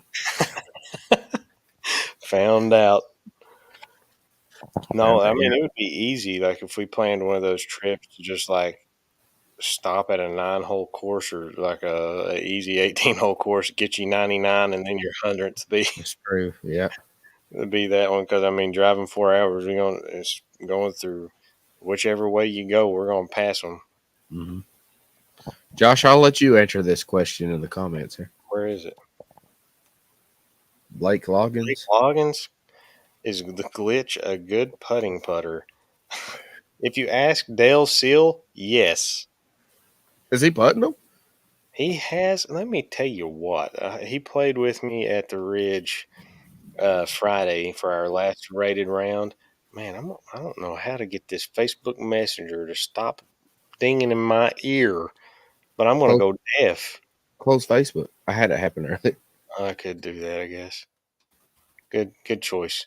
Um, um, no, he came and played the last rated round we had there at the Ridge this past week, and he had, I don't know, it had to been like 110 feet of putts or throws, whatever you want to call it, in like two throws in the basket with his glitch. I was like, what the heck Dang. is going on? Like he had, I'm trying to remember the first one. He made one that was like an actual like big putt. I can't remember. It was probably like a 40-foot putt or something, or a 50-foot putt just uphill, and jammed it. And then it was like 4 holes later, he was like 80 feet uphill, putting down, putted, and it was gliding, and his glitch kicked the tree limb. It flared it up, and then it just dove straight to the left and just went no, like hardly no change, and just fell into the cage. And I was like, what the heck? And he goes, yeah, that made my round right there. Yeah. I was like, that's because it was going. If he hadn't hit that, he was probably going to be like 30 or so deep of the basket, but it just flared off of that branch perfect and just dove into the basket. And then like hole 15 or something like that, he was like 70 or 80 feet away from the basket in the middle of the woods off the fairway, and he threw a shot and it skipped off the top. I was like, what is going on with this glitch? So I mean, yes, long answer, Blake. If you throw like Dale with the thing, it'll probably go in or come close. I know you're messing with me, Blake. I know. I ain't even gonna. But I was telling you real life situations. It was blowing my mind, and it was raining too the whole time. So I was like, I don't understand what's going on. I can't wait to play his course, man. Maybe that can be 99. Do what now? Dale's course. Oh yeah, we do got to get up there and play it. I know. That one wouldn't be too hard to get to. I No, swear, is that the way that you come from Morristown down? dude, I don't know. I hope not because last time I went up there, I was like driving through the mountains, and it was like you've lost GPS signal. I'm like, great, I'm dead. I'm I was, literally going to be dead out I here. was telling somebody else about Jonesville and or going through Jonesville, and they were like, "It's just hard to justify like going down there sometimes whenever that's the only course you're gonna go." And I was like, "Well, you can go like the other way and go up, and you can maybe play what's it called, Lehman or something." Yeah. On Well, we just lost Josh Delp. He's just gone. So I guess hi everybody. Welcome to the Baysinger's Disc Golf Channel podcast. I don't know if he can rejoin or what. I'm gonna wait around a little bit. Oh, here he comes. what There the he heck? is. What'd Why'd you you do? kick me off You my left me. screen? You left me. I was so scared. I was You sitting lost there. GPS signal up there Yeah, in I the was just mountain. sitting here. Then all of a sudden, it was just like I was back at the thing where it said "Enter Studio." I was like, "What just happened?" I was like, "Am I still here?"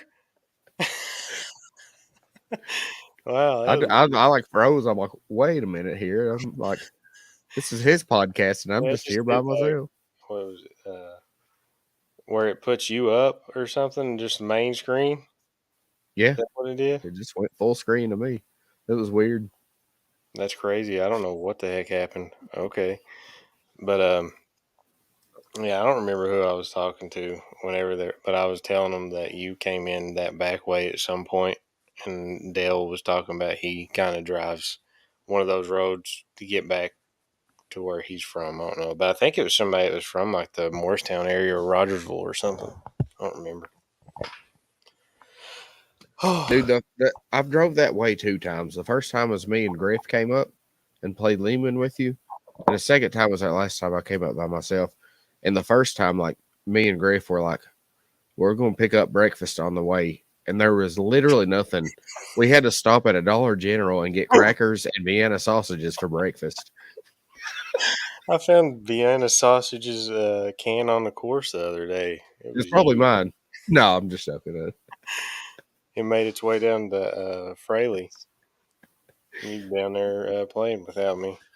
No, that's pretty funny. Yeah, there is nothing until you get to Pennington, which is way outside of breakfast range whenever you're planning on eating when you leave the house. I found that out. That's pretty funny. Let's see, what did this one say? What's Staley say? He's talking about me being in the backwoods or something. Delp is so far out there that when West Virginia selected for her. Yeah, listen, Uh, we were supposed to join back, and it didn't happen. West Virginia was supposed to join us back, so we would be just, well, we would still be Southwest Virginia, but yeah. y'all would be part of us. But you're not, and you're missing out. Sorry. Well, what did Mother say? Deliverance vibes. Hey, listen, it ain't that bad. I told Stelly in the comments a little while ago about how I saw that black bear last time I left your town. Oh I was yeah, I forgot that you saw it. It was at the college or something, wasn't it, or near it on the side of something. the road? It's like after you go off of that exit where that McDonald's is and go down the highway, it was at some like college or church up there on the right. And I was like, well, there's a black bear just Yeah, because we've chilling. been talking about it being on the course Yeah, like the 2 days prior or something like that. It had been on there, so yeah, it's pretty funny. I it's haven't fun. seen it this year yet. I know Mm. it's around, but I ain't seen it yet, so we shall He's just see. sleep. He's a sleepy boy. Hey, there is mother, um, what we call wood booger. Yep. Uh, Pickle already said that in the comments. did he say it? I missed it. Was that when I disappeared for a minute, Maybe he or was said I they're just? called wood buggers up Delp's way. Yeah, we actually have a restaurant in Norton called Wood Booger Grill. That's funny. It's actually pretty good. Is They it? got some good burgers. Yeah, they got a It's like the people who own the Mexican restaurant next to it opened it because they wanted a sports, a sports bar and Sports grill bar. type of thing.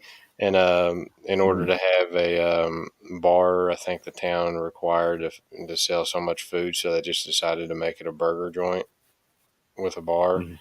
And they got this stuff. It's called a Cuba Frita burger. It's got chorizo on the burger and stuff. Oh my gosh, it's so Oh, good. It's great. They actually have a challenge too that you can do, and win like a T-shirt or something like that. And I don't know if the burger's free or something if you finish it, but it's called like something with the wood burger. But you should go try to beat it, I'll beat it. huh? Beat it. You I would? will. Yeah. Okay, we're going next time Okay. before the round. Before the round, Yeah, turn into a wood burger. we had a guy that used to try and give us some ideas for videos when we used to do a bunch of challenge videos. He's like, y'all should go in the middle of the summer, go to Long John Silver's, eat that, and then drink milk, and then go play around. You just want me to shart my pants constantly? Oh No, my god, that that would that be would be a horrible round. that would be just so bad. It'd be like doing that challenge that people were doing a while back, where you try to eat like as many of those sugar-free gummy bears as you can. Mhm. There's like making people like giving them like X-lax like symptoms, like they've had Oh X-lax. God, Yeah. Let me say, challenge videos do not do good on my channel. So I don't know. I think they're fun, but they do not do well on my channel. yeah, they did good at one point in time on my channel, but now, dude, I'm not getting on that rant again. But even YouTube's crazy. even playing disc golf videos on on my channel don't do good. It's just review something, and it does better than actually playing the sport of disc golf does.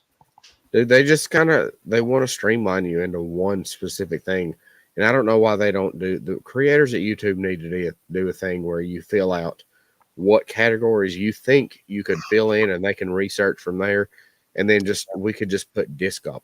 We're disc golf channels, you know what I mean? We do podcasts, we do review. I've not done a review in a long time, but I mean, we've got like 40 reviews on our channel or something like that. You know what I mean? A bunch. We do rounds, like we do everything is related to disc golf, so they need to have a way you can like streamline yourself into that instead of this is just a podcast or this is just reviews, or you know what I mean. It's crazy to me. No, it drives me nuts because I've looked up, and I'm sure you've done it a lot too, is just trying to figure out what's going to do good and try to get a good video, and then you do something and then it doesn't do that good, and then somebody else does the same video almost to a T and it gets like 3,000 views in like a day, and you're like, Yeah, why? And they only have like 800 subscribers. I'm like, why does that video do good there and not? Are you buying them? yeah, I know. Are you buying your views? I don't understand how this works, because you try to do everything the same, and I mean, it hits an algorithm. I really thought that gatekeeper media video was going to do good on my channel, Oh but yeah, like gate Derek from Gatekeeper literally sent me discs, one that he custom dyed himself, and did a unboxing and a round with them, and it's like I don't know, 130 views last time I saw, and I'm like, it's so we don't. nuts. It's bad because I know there's people who would want to watch it. You know what I mean? I know there's more than 100 people that want to watch that. Like, Well, it's the same thing with like with challenge videos and stuff. Like I've tried to do ones that are entertaining enough. I mean, heck, I did hot sauce and stuff, something that's just punishing enough, and other videos it does good. So there's an audience out there that wants to watch that style of mhm, video, but it just doesn't get filtered to them yeah, for one it's reason crazy, man. or another. So yeah, it's kind of sad on that side. But comment down below if you want to Baysinger Delp challenge video, YouTube. Not a video, a channel. That seemed very hard for you to get out. It was because I was thinking about it on the spot. No forethought. That was basically verbal constipation, is what that was right there. It was. I did not have my sugar-free gummies before I said that. Uh, Oh, hey, we did that at the same time. Well, mhm. is there anything else you kind of want to talk about? I mean, I just had those random topics like the bag thing and just talking about some of the courses and stuff. So, I mean, and just hanging around. So, um, I have one thing. If you got a few more minutes to talk what's about, that? what are your thoughts on old Castaplast 64 these days? Oh, so about them with their retiring molds and stuff. Yeah, I think they made a bad decision on yeah. at least one of them. The CAC-Z? Yeah, Yeah. I think that was one of their really good mid ranges or whatever it is, fairway drive or mid range, whatever it is. That was a really good one. I thought the Grim and did they do away with Grim Green and X. Grim Yeah. X? Yeah. Green Man, Green X, and then CAC-Z. I I'm just started starting. calling them Castaplast 64 nowadays. So, Well, the Grim, I think that's fine unless they wanted to change all of its flight numbers and just make it a different disc because its flight numbers were not what it, or at least the one I reviewed, did not match what their numbers was. The Grim X was a little bit better, but it's kind of redundant now whenever they made the gold because the gold is a. I thought it was just better than the Grim X mhm. and the Grim. I just liked it better. Um, but the CAC Z, they want to make. I don't even know their reasoning either. They From wanted. what I understand, they said that they were just having way too inconsistent with their runs and something about overlap with the Grim and Grim X and Gold, like Well, that's kind fine. of Get what rid you of the said. Grim and Grim X, but why the Yeah. CAC Z? Like, come Well, on. they've That was approved weird. another mid range too called the Stig that we just ordered at Halo. And it's I can't remember exactly the number. It honestly sounds similar to a Peacock to me. It's like 5.6 -3.1 or something like that. Well, I I know, can't remember, but like it said, didn't they say something about like they wanted to make room for more molds or something like that? So that, like you don't even have a full bag though. right, yeah, it's crazy. You don't have a full bag because you don't require your players to unless it's a production thing to where like they don't have the means. Which Latitude 64 is their thing now. So I mean, you would think they got enough. Um, I don't know. That's so weird because now Latitude 64 is owned by something else. Hmm. What is that? House of Discs? Something like that. Yeah, I wonder if they had something to do with it I mean maybe. because Latitude 64 just got bought by House of Discs with Dynamic Discs, and then Latitude 64 was it part owner or owner of Castoplast? I think part. So part owner of Castoplast, and then maybe they're making the big decisions at Castoplast, and they're like, we'll just I go. also think that it may be something about like, excuse me. You may not know this because you never been like as big as a like MVP guy as I was back when they were better.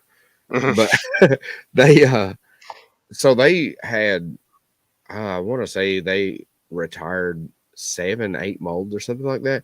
And it's when they moved into a different factory, they said that their new molding machines wouldn't fit the dies for those molds. Maybe. So now I'm wondering if it's something like that where they've went in house with Castoplast and they're not creating as much as they're set. Because if I'm not mistaken, Castoplast makes some and they still make some, right?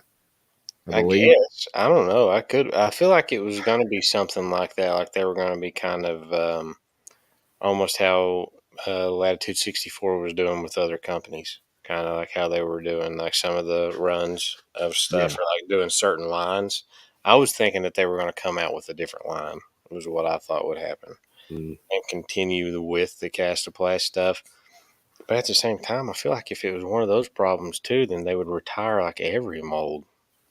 True, but that also MVP didn't do that. They didn't retire everything. How many molds did MVP They have? had. Do they retire the Axis, Tensor, Vector, Vertex, Shock?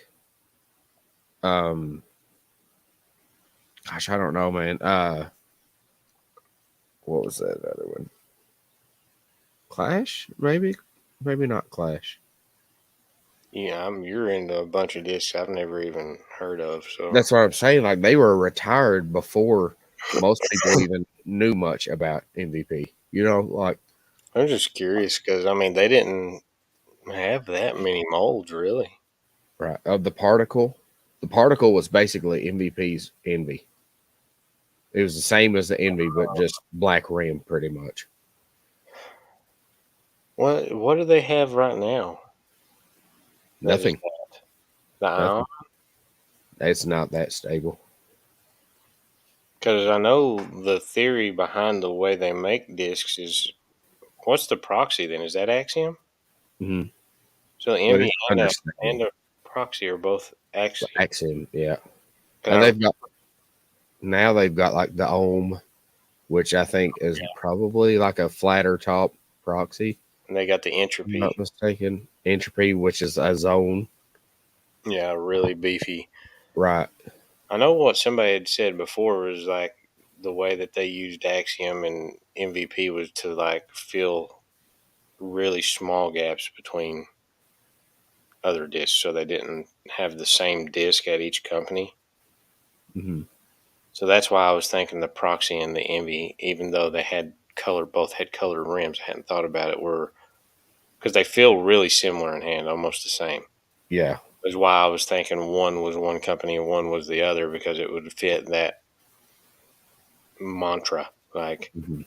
a stable envy, slightly less stable proxy, or whatever. So, Right. huh, No, they had the particle, which is basically, and they even had it in that neutron soft plastic, which was like the most overstable envies hmm.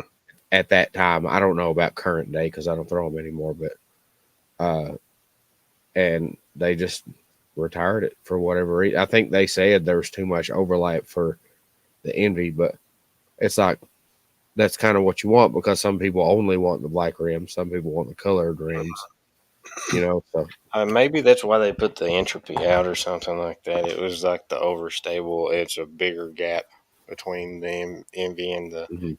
entropy. So I don't know. That's interesting. I didn't like. I thought the CAX Z was one of their better discs. So I liked it when I reviewed it. That thing bombed so far. Went really far. I think I had like throws with it like almost every time going like 340 to 360 or something like it every time. And one I think went like 370. I was like, these things just go far and straight. I Dang. liked it way better than the CAX.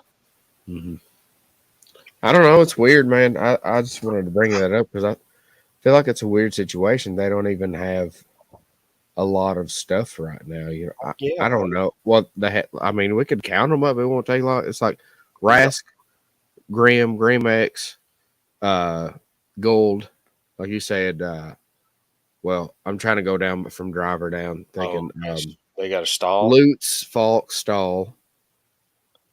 Mid ranges would be Cax, Cax Z, Yarn ish, Spay.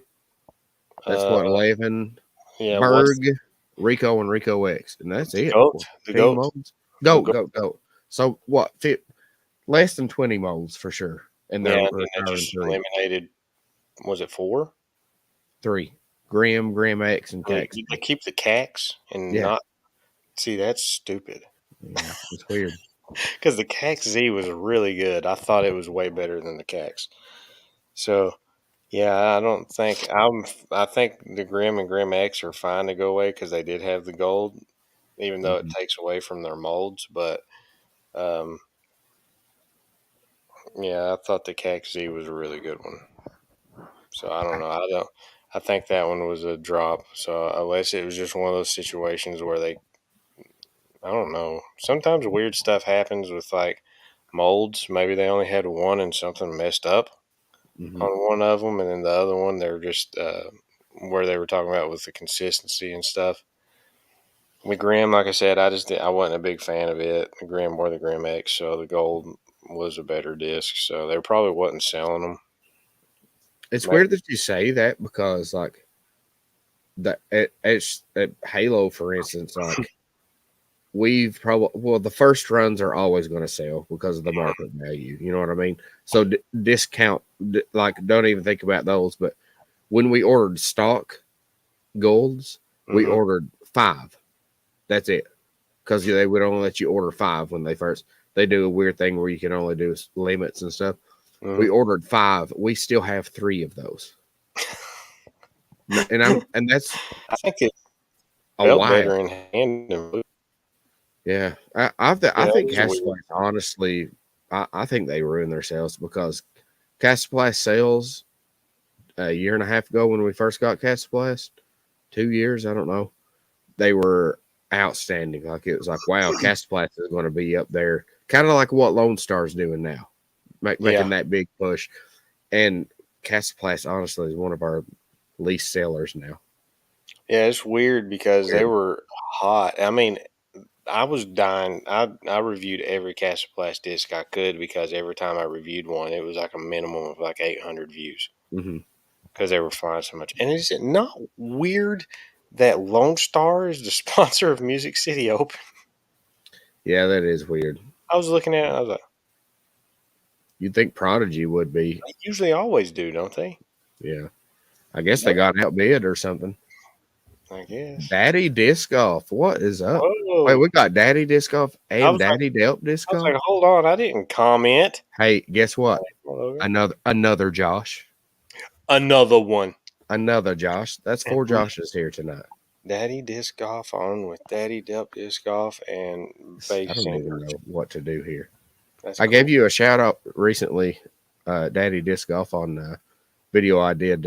Derek from Gatekeeper sent me a couple of your stickies with some discs, so it's now on my water bottle.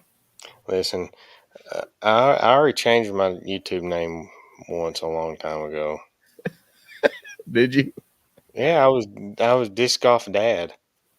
Oh, was you? I was a Disc Golf Dad starting out, and then somebody had that YouTube name and messaged me. It was like, "Hey, did you know I had that?" I was like, "No, I didn't know that. I just was trying to come up with something like that." And then they were like, "I'm planning on doing some more stuff. I know I'm not that active right now." And I was like, "Okay, it ain't that big a deal." I think I had like 200 subscribers or something at the time. I was like, I guess I can just change whatever. And I was like, Daddy Dup Disc Golf kind of rolls off the tongue and stuff. And I went with it. And now that YouTube channel still has the same amount of subscribers it did when they messaged me, and they don't put videos out at all That's funny. anymore. But Uh, and then I found, then I did see Daddy Disc Golf, and I was like, I'm glad I put Daddy Delp, like, that's funny. because that would be another one that had it first. That's funny. He just taking everybody's name. You just want to use my last name for your I was channel going to too? say I'm going to change my name to Dad Singer. Baysinger's Dad Singer. friends. Baysinger's friends disc golf channel. Guy who was on Baysinger's disc golf channel. A number of times. That Oh, that's is so great. Hey, listen, I've went through my whole life with people calling me Delp. That's been my thing because what's I have to call you Delp. My wife had a problem. No, dude, it's funny. I go on course sometimes and they're like, "There's Daddy Delp," and then they're like, "It's kind of weird." God, I don't know, Daddy Staley, Delp. Some I wonder people if Staley goes to watch the podcast. He's like, I'm gonna go talk to Daddy and Fatty. do. No, I've had some people say, "What's going on, Dad?" That's And funny. then they're like, "I don't guess that's weird." It's like, but if I call you Daddy, it kind of is a little weird. Patent pending. Who's that? What? Oh, Oh wow. I want to go see it. That's cool. I want to go see it. I've not seen looked up to see what happened, but It okay. looks Now, like Scott gave Simon a patent pending panic, and he threw it at the All Star event. Scott is hot man here. He oh okay. threw our Scott actually threw the second traveling disc, which was an Envy that Daddy Disc Golf sent to me. Oh, He threw it at Fountain Hills. True and story. I didn't ever get to do that. All I got to do was sign it, sign that one that we did. Yeah, it's up there. It's hanging on my wall. It's up there. The AVR, the old Pat. Yeah, the AVR didn't it have like didn't one of them have green or something like Yeah, it's the green. It's the green AVR. Okay, St. Patrick's Day. I couldn't think of it. I just Percy, gave up. your favorite color stamp? No, I still I the don't. Kia that Green you stamp. gave me is the one I actually bagged because I like it the best. That big old green one. You gave me a green one. Did you know that? The what now? You gave me a green Kia, and that's the one I bag and I throw. Even Oh though I yeah, yeah, yeah. I remember that. and he was like, if I give away a disc, it's this color. Wait a minute. I'm What? confused now. What? Is Hot Man not Scott? I'm Well, he said, it's Scott. Haha. Right here. Hot Man is Trevor. OP. Wait, what? Palooza. Oh, okay. I see.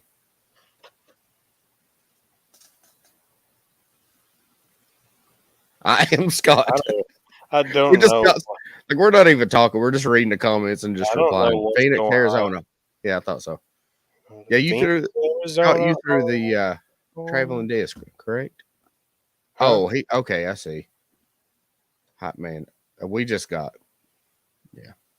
Yeah, we got all kinds of just like I met this and stuff. I can't keep I up with the comments right now because I'm trying. I got stuck on Phoenix, Arizona too there for a second. My name is Jeff. so we got. uh I don't know. Never mind. Hey, so we're Joshua Aaron. Nice Yeah, to we meet are you. both Joshua Aaron. We got a Jad and a Jad. I've never met Josh Scarf in person, but I've talked to him a lot online. I used to get a lot of discs from him. Why do I know that? I feel like I know that name. Maybe you've said it before, but He's been on the channel for throwing the OG traveling disc, so maybe maybe that's that's where you know it. so. Yeah, Well, now we're into the rambling mode, so yeah. um, I'm gonna say one more thing in the rambling mode. Josh Scarf, Daddy Disc Golf, you need to get some of this in your shop. Get some RPM. yeah. He said, "Look at that." Get the pekka pekka. Yeah. And then if you can get a hold of some Magma Soft Tuies, then me and Baysinger will get them. No, I not mean, you, just me. and then by that I mean me.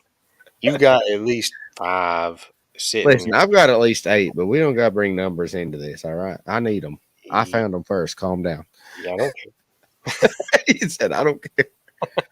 I gave one to my lovely lady Amanda as well. She Aw, got a pretty little yellow and purple Kobe. I've got a yellow one. I don't know Kobe if it's Chewy. purple stamped though. I gave the other one to Pat LePage. Josh knows him as well. I need to see if he's still bagging that. If not, I'm gonna try and get that back for For me. Amanda. No, not for you. Calm down. For me. Uh, Let's see. If y'all come to Winthrop with me this summer, I have a black RPM towel for both of you. We have to share a towel. what is he gonna? If when we start sweating, is he gonna like dab our Yeah, faces with it? yeah. I'm down with that. What a Okay. guy, man! He's just So great. yeah. Although he's getting some Lone Star discs in the mail. Here's Daddy Disc Golf. Do want to make it to USDGC this year. Pat is the man. Yeah, Pat is the person that I drove to. Well, he drove. I rode with him to play USDGC course with like 2 years ago. there. I've got to go. Stelly, they said, what did he say, July or something? Was what him and Ben were planning, I think. No clue. Well, we got to get it. We got to figure out a course that we're going to go to and do it. I know North Cove is one calling the name here at some point, even though it's an open course. It would be a fun one to film, I think. Some really cool shots you can throw really far. Yeah, no, I can't. He said, yeah, no, I I can throw twice, can't. Twice as far. twice as far. I can throw twice as far as a June bug. That's about it. Not if it holds on to it and flies. That's a good point. Yeah. Any weekend into July still is. I got to check my July. That's going to be really hot. It is. I'm gonna buy a golf cart and tow it there and put like a big old canopy on it. I'm gonna stay out of the sun as much as possible. He said he's going back to the meme lab. All right. Well, I think we're probably at the end of our pod of the cast. Pod of the cast. Yeah. And I was trying to think of a game to take the place of, and I just couldn't come up with anything snazzy enough yet. Maybe our good folks in the comments here can leave us some game ideas. Yeah, Staley Comment. needs to come up with some, or he can just message. But yeah, I think it's about it. We're just getting to the latest time frame. It is now dark outside. Yeah, I've got a Matt Hughes documentary to watch. So. Oh, you're just now watching that. You're Huh? behind. You're just now watching that. You're behind. Have you seen it already? No, but I know who he is. No. I used to know. It's been a while since I watched any like UFC documentaries or anything like that. But I used to watch them a lot. I used to watch a lot of the old school ones and stuff. So I've got UFC 1 and 2 on DVD. I've got UFC 1 through like 150 on DVD. Well, that's a lot of DVDs. Hey, it comes in handy with having DVDs. We've got a lot, and our power went out there like a week ago. I've got that. Yeah, I've got that. Yeah. It's our current watch. It went out there. Oh, well, it was last week. I couldn't do the live with Oh, you. yeah, that's right. Yeah. And once the power came back on, our internet was off for 3 days. So we Yeah. watched DVDs That's crazy. because we didn't have TV or internet. So we did a lot of just stuff around the house and put DVDs on. And Charlotte watched The Little Mermaid 45,000 times. 45,000. Yes, that movie is not that long. I would put it on and I'd walk through the house. Don't tell my children that. I want to watch Little Mermaid. I'm like, I just turned it on and it'd be in the credits. I was like, what happened? Did you fast forward through the entire movie? But yeah, we'll let you get off there and watch old Matt Hughes beat faces. All right. This was the weirdest end. You should have just clicked end right there, and that's it. I want to say thanks to everybody that's been in the comments and stuff. And Yes. if you're still on here, leave us some ideas. If you've got anything that would be better than the game that we used to play, if you're familiar with the show, Staley, or I don't think Mother's on here anymore, but something related to the discs or something like that, give us an idea. And we might try it because I like to doing that, but it was really it was really hard to figure out whenever we were tied to get tiebreakers and stuff. So thanks for watching. I'll let Baysinger say anything, final comments. Once again, thanks. Just like Josh said, just going to basically copy him and say thanks to everybody in the comments all night, the ones who were there early and left. And then please, please, if y'all are subscribed, if you're not subscribed to both of us, make sure you subscribe to both of us, please. Yep. And please, anytime you see a video of ours come up, please comment. Please Mm-hmm. like it and comment and help bump us back up in that algorithm and stuff, because YouTube hates me right now in particular. I don't get it. Hates me. It and it's hard when you get out of that algorithm. And I constantly got new videos coming up, 3 videos a week. So, Josh, I know you got a ton of videos coming up all the time as well. So, Yeah, I've kind of backed down to 2 a week right now because where I've been doing so many tournaments yeah, and stuff, I haven't been able to get out. So I've went down to 2, but been trying to get shorts out every day. But that is even hard in itself too. Sometimes whenever I go and almost make shorts out of every shot in a video, then it's just like, okay, well, all the shorts just in a 15-second clip a piece mm-hmm. or something. So I'm having to try to break through and go through old videos sometimes too to find them. But yeah, make sure, like you said, like and leave us some comments and stuff. It helps out, and leave us And some share.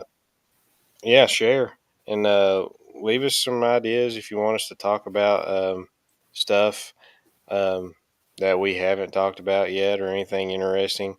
And make sure you come in next week on Baysinger's channel. I mean, technically, I guess it'll Yours be on too. both channels, but Yeah. it is the mainstay on his channel, no matter what, um, for the whole discussion where we are starting Harmon Hills finally. Mm, can't wait.